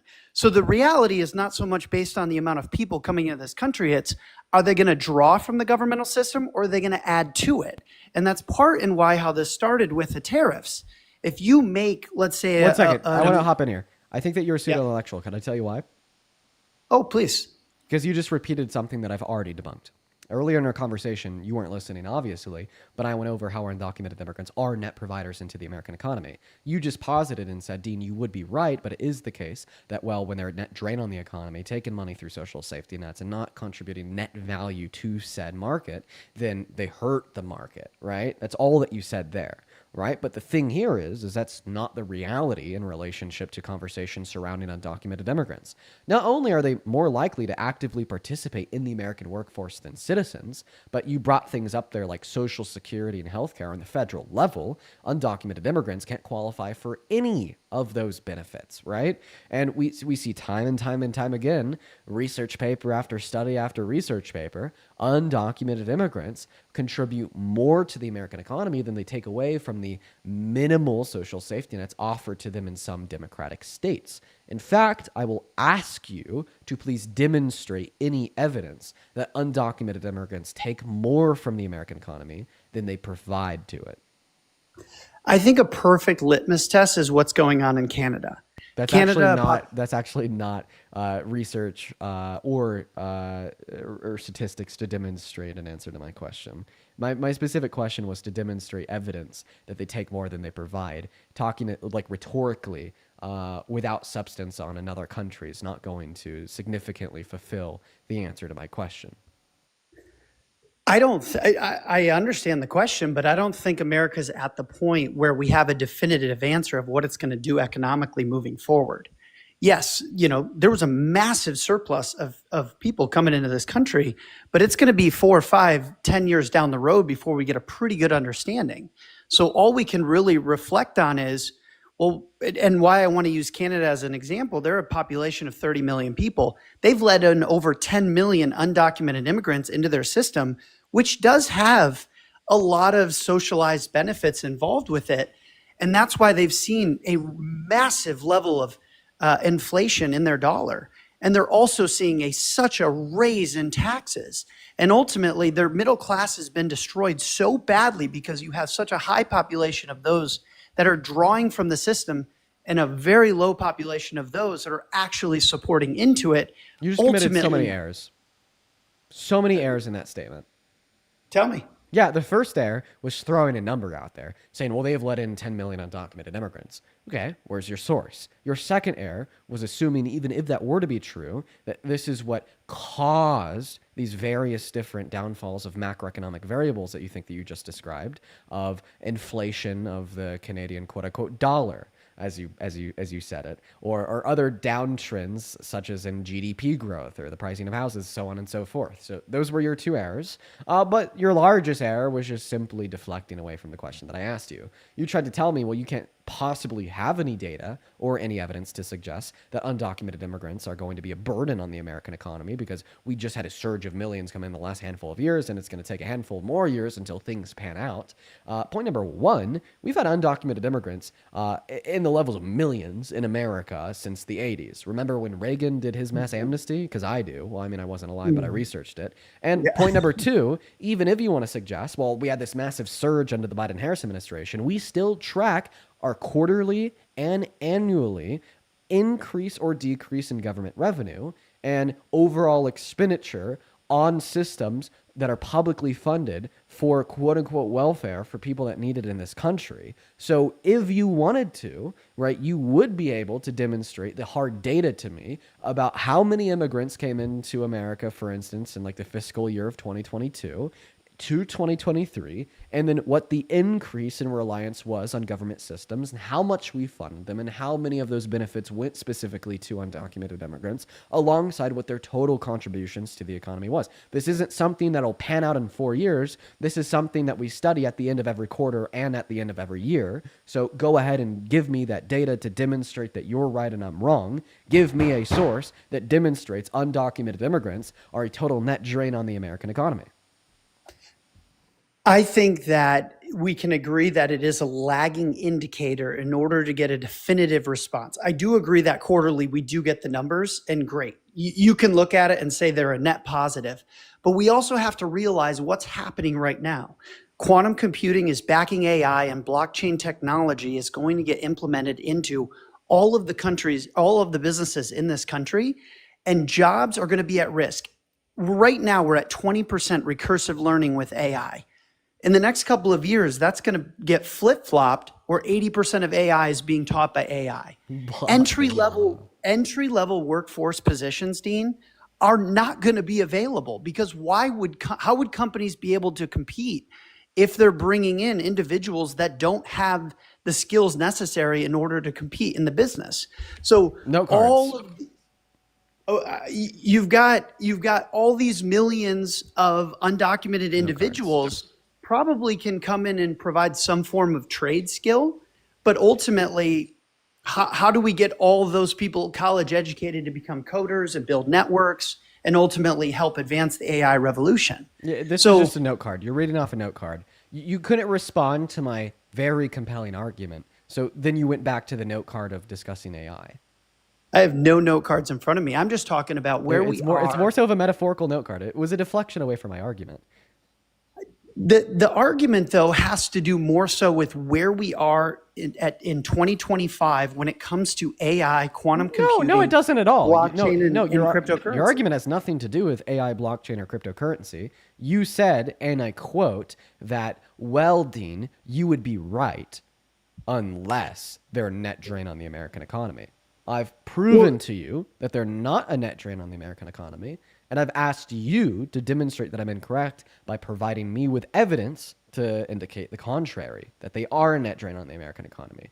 You cannot provide said evidence, as said evidence does not exist, but you are a sophist and you will believe in things without evidence. However, it is difficult to believe in things without evidence, especially when you're in the middle of an intellectual debate. So instead of admitting that you were wrong, you started talking about AI and the blockchain. We have known for the past 5 years that entry-level workforce roles are at significant risk due to AI technology getting implemented into businesses. So you're doubling down? I'm going to kick you if you double down on this. No, I agree with you in the sense that individuals coming into this country are a net positive to the GDP and the economic fabric of a society. I can agree with the fact that if we take care of these individuals, that they can be a net positive to our GDP and our economy. You just equivocated in that statement. You said they are a net positive, and now they might be a net positive in the future. Which one is it? The idea is that we need to bring people into this country. Can you just answer my question? Which one is it? Are undocumented immigrants a net positive for the economy today, or do you think they might be a net positive for the economy in the future? I feel like any individual coming into this country has the ability to be a net positive as long as they have skills and desire to build those skills with where we are. You're not clearly answering my question. You're not giving clear answers. See, I'm just trying to clear up this like one singular point, and I've been trying to do so for the last 20 minutes, and you've been making it very difficult for me to do this. So let's clear it up very, very easily. Guest, do undocumented immigrants help the American economy, meaning their removal would hurt it? Or do they not help the American economy, meaning their removal would help it? Blockchain! AI! Dean, I agree that more people in this country can help the economy. But if they don't have skills in the blockchain revolution and the technology boom that's going, it's not going to be positive. Okay, man. You have a good rest of your day, bro. You take care. We're gonna move on to the next guy. Dude. Dude, I fucking called it too. Let's go to get that next guest loaded up in here. That's ridiculous, man. I was right too. I asked him a very clear question to help clear things up. And the blockchain, quantum computing, and AI just really broke through. By the way, the blockchain's never going to replace, let's see here, oil field technicians. The blockchain is never going to replace plumbers, electricians. The blockchain is never going to replace 95% of trades. And then even for you to assume that we're undergoing a revolution where AI is going to replace the remainder of those trades so incredibly soon, leaving no room for tradesmanship in those industries, is completely incorrect.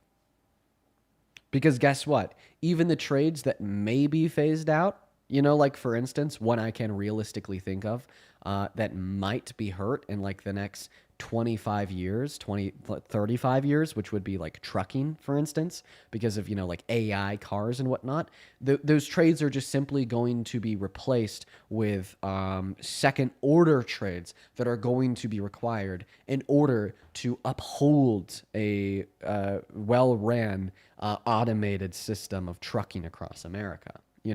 Like we may see a reduction in the amount of like truckers, but then we'll just see an increase in the amount of technicians that are required to keep those trucks running on the road. But let's go to move on to the next guest, guys. This is going to be the very last Trump supporter of the day. I understand that today's stream is definitely a lot shorter than our usual streams for the debates, but we were live for 2 hours covering Trump's broadcast from the Oval, and I'm not feeling too good. In fact, I feel very sick. So, yeah, I'm going to take the rest of the night off. Runny nose. It's terrible, guys. Let's see. What's up? Do you support Trump as president? Yeah. How old are you? 22. Okay, what year were you born in? 2002. Great, let me go ahead and thank a handful of people. Real quick, Jay, thank you so much for the $100 donation over on PayPal. Jay, that is so fucking kind of you. Jay with $100 says, dude, you are amazing. Fantastic live and coverage of our leader's use of words and misinformation. Thank you so much, Jay. That is super fucking kind of you. I want to see 1,000 JWs down below in the chat. Oh, Damien, it's just you again. You've been up here like 4 times. I didn't mean to click on you. Show some love to Jay down below in that chat, everyone. Thank you so much. As well, Sophia, thank you for the $10. And then Jacqueline with the 15. Thank you guys so much for the love. Show some love to all of our donors down below, as well as Brianna and Becca, both with the $5 over on Venmo. What's up? Do you support Trump?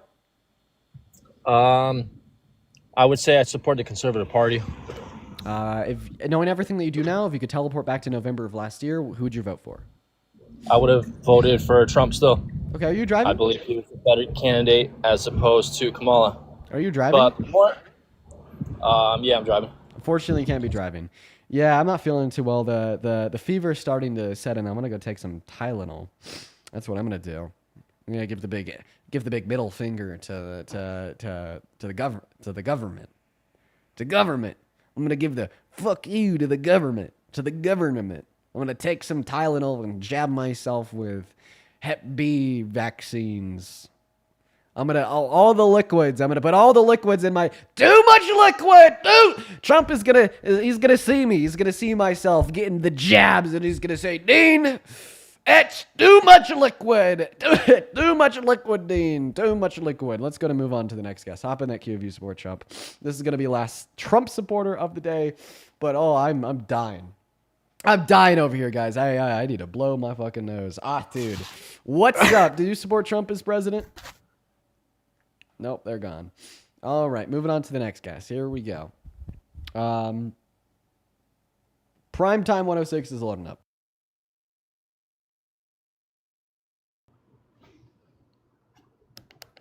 Yo. What's up? Do you support Trump? A little bit. Okay, overall, knowing everything that you do now, if you could teleport back to November of 2024, who'd you vote for? I vote for Trump. Okay. All right. So why do you support Trump as president today? I think, well, I don't support him today, but Bruh. I just think I was kind of picking like the Yeah, you do. lesser of two evils, I guess some people put it. Right, but you'd say like everything after the last 8 months, he's still the lesser of two evils. Let me ask you this question. Give me an argument that if Kamala Harris had won the election, things would be worse off today. I don't know if they would or not, dude, to be honest with you. Then how do you know that he is the lesser of two evils? Okay, that's a good point. I just think that maybe my ideals line more conservatively. Which ones? And so I think that's what I vote based on my partisan belief. Yeah, You know? what ideals?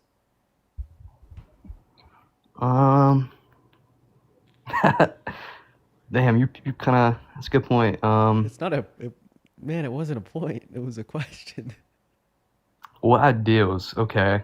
Give me like a question, and I'll tell you, like, I agree more of this, like, conservatively rather than how a Democrat would believe that. Unfortunately, man, if Yeah. you can't like clarify the ideals that you and Trump share that makes you support him as president, I'm gonna move on to the Okay, next well, I one. guess, lower taxes for, like, higher income individuals. I don't think they should be having to pay more in taxes. So one take I have. Why? I just don't think it's fair in a sense. Why is it unfair to have a progressive tax system that makes you pay more in taxes proportionate to your income the more money you make? I think obviously billionaires should have to pay more, because it doesn't really affect them. But people making, like $300K a year, $400K a year, I'm not too sure what that cutoff is, but sometimes they get kind of fucked in that way. A single dollar, is it more valuable to somebody making $300,000 per year or somebody making $30,000 per year? Definitely somebody making 30,000.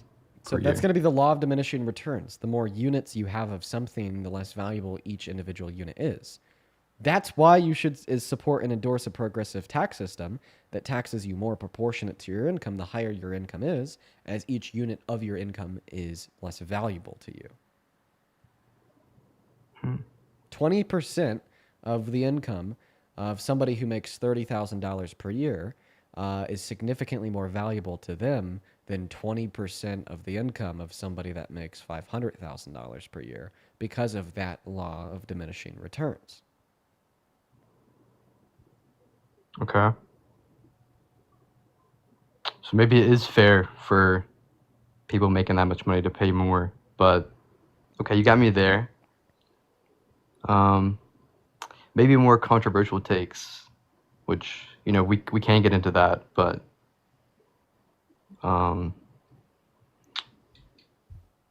yeah, I don't know. I just think part of it too is like the culture. All right, man. You have a good rest of your day, dude.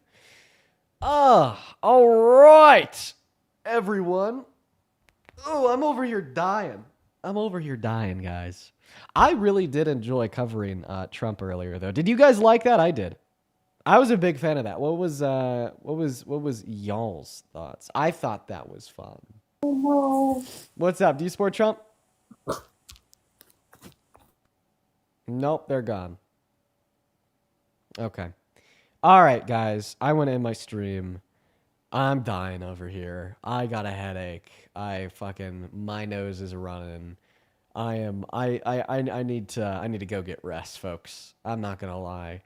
And it's probably a good idea for me to go get rest too, because if I don't rest enough, then I will be sicker for longer, which will bring down the quality and the length of the streams for like the next couple days. So I do apologize, but I think we are going to go ahead and cut the stream here. For everyone that joined us today on TikTok and on YouTube, it was a good day. I really enjoyed covering Trump from the Oval Office and having that panel. We're going to start doing that more. It's also a good way to kind of diversify the content that I output. It's not just debates anymore. It's also having nuanced conversations with experts about what the Trump administration is doing and it's not just this specific similar format of discussing with like low info Trump voters, you know? So I thought that was great. That was really fun, but yeah, I bet you guys could tell I'm a little bit tired, a little bit worn down. So I'm going to hop off. Parker will be live soon. In fact, he'll be live in the next 24 minutes, I believe. You guys have a good rest of your evening. I love you all, and I'll see you tomorrow. Peace and love, guys. Bye-bye.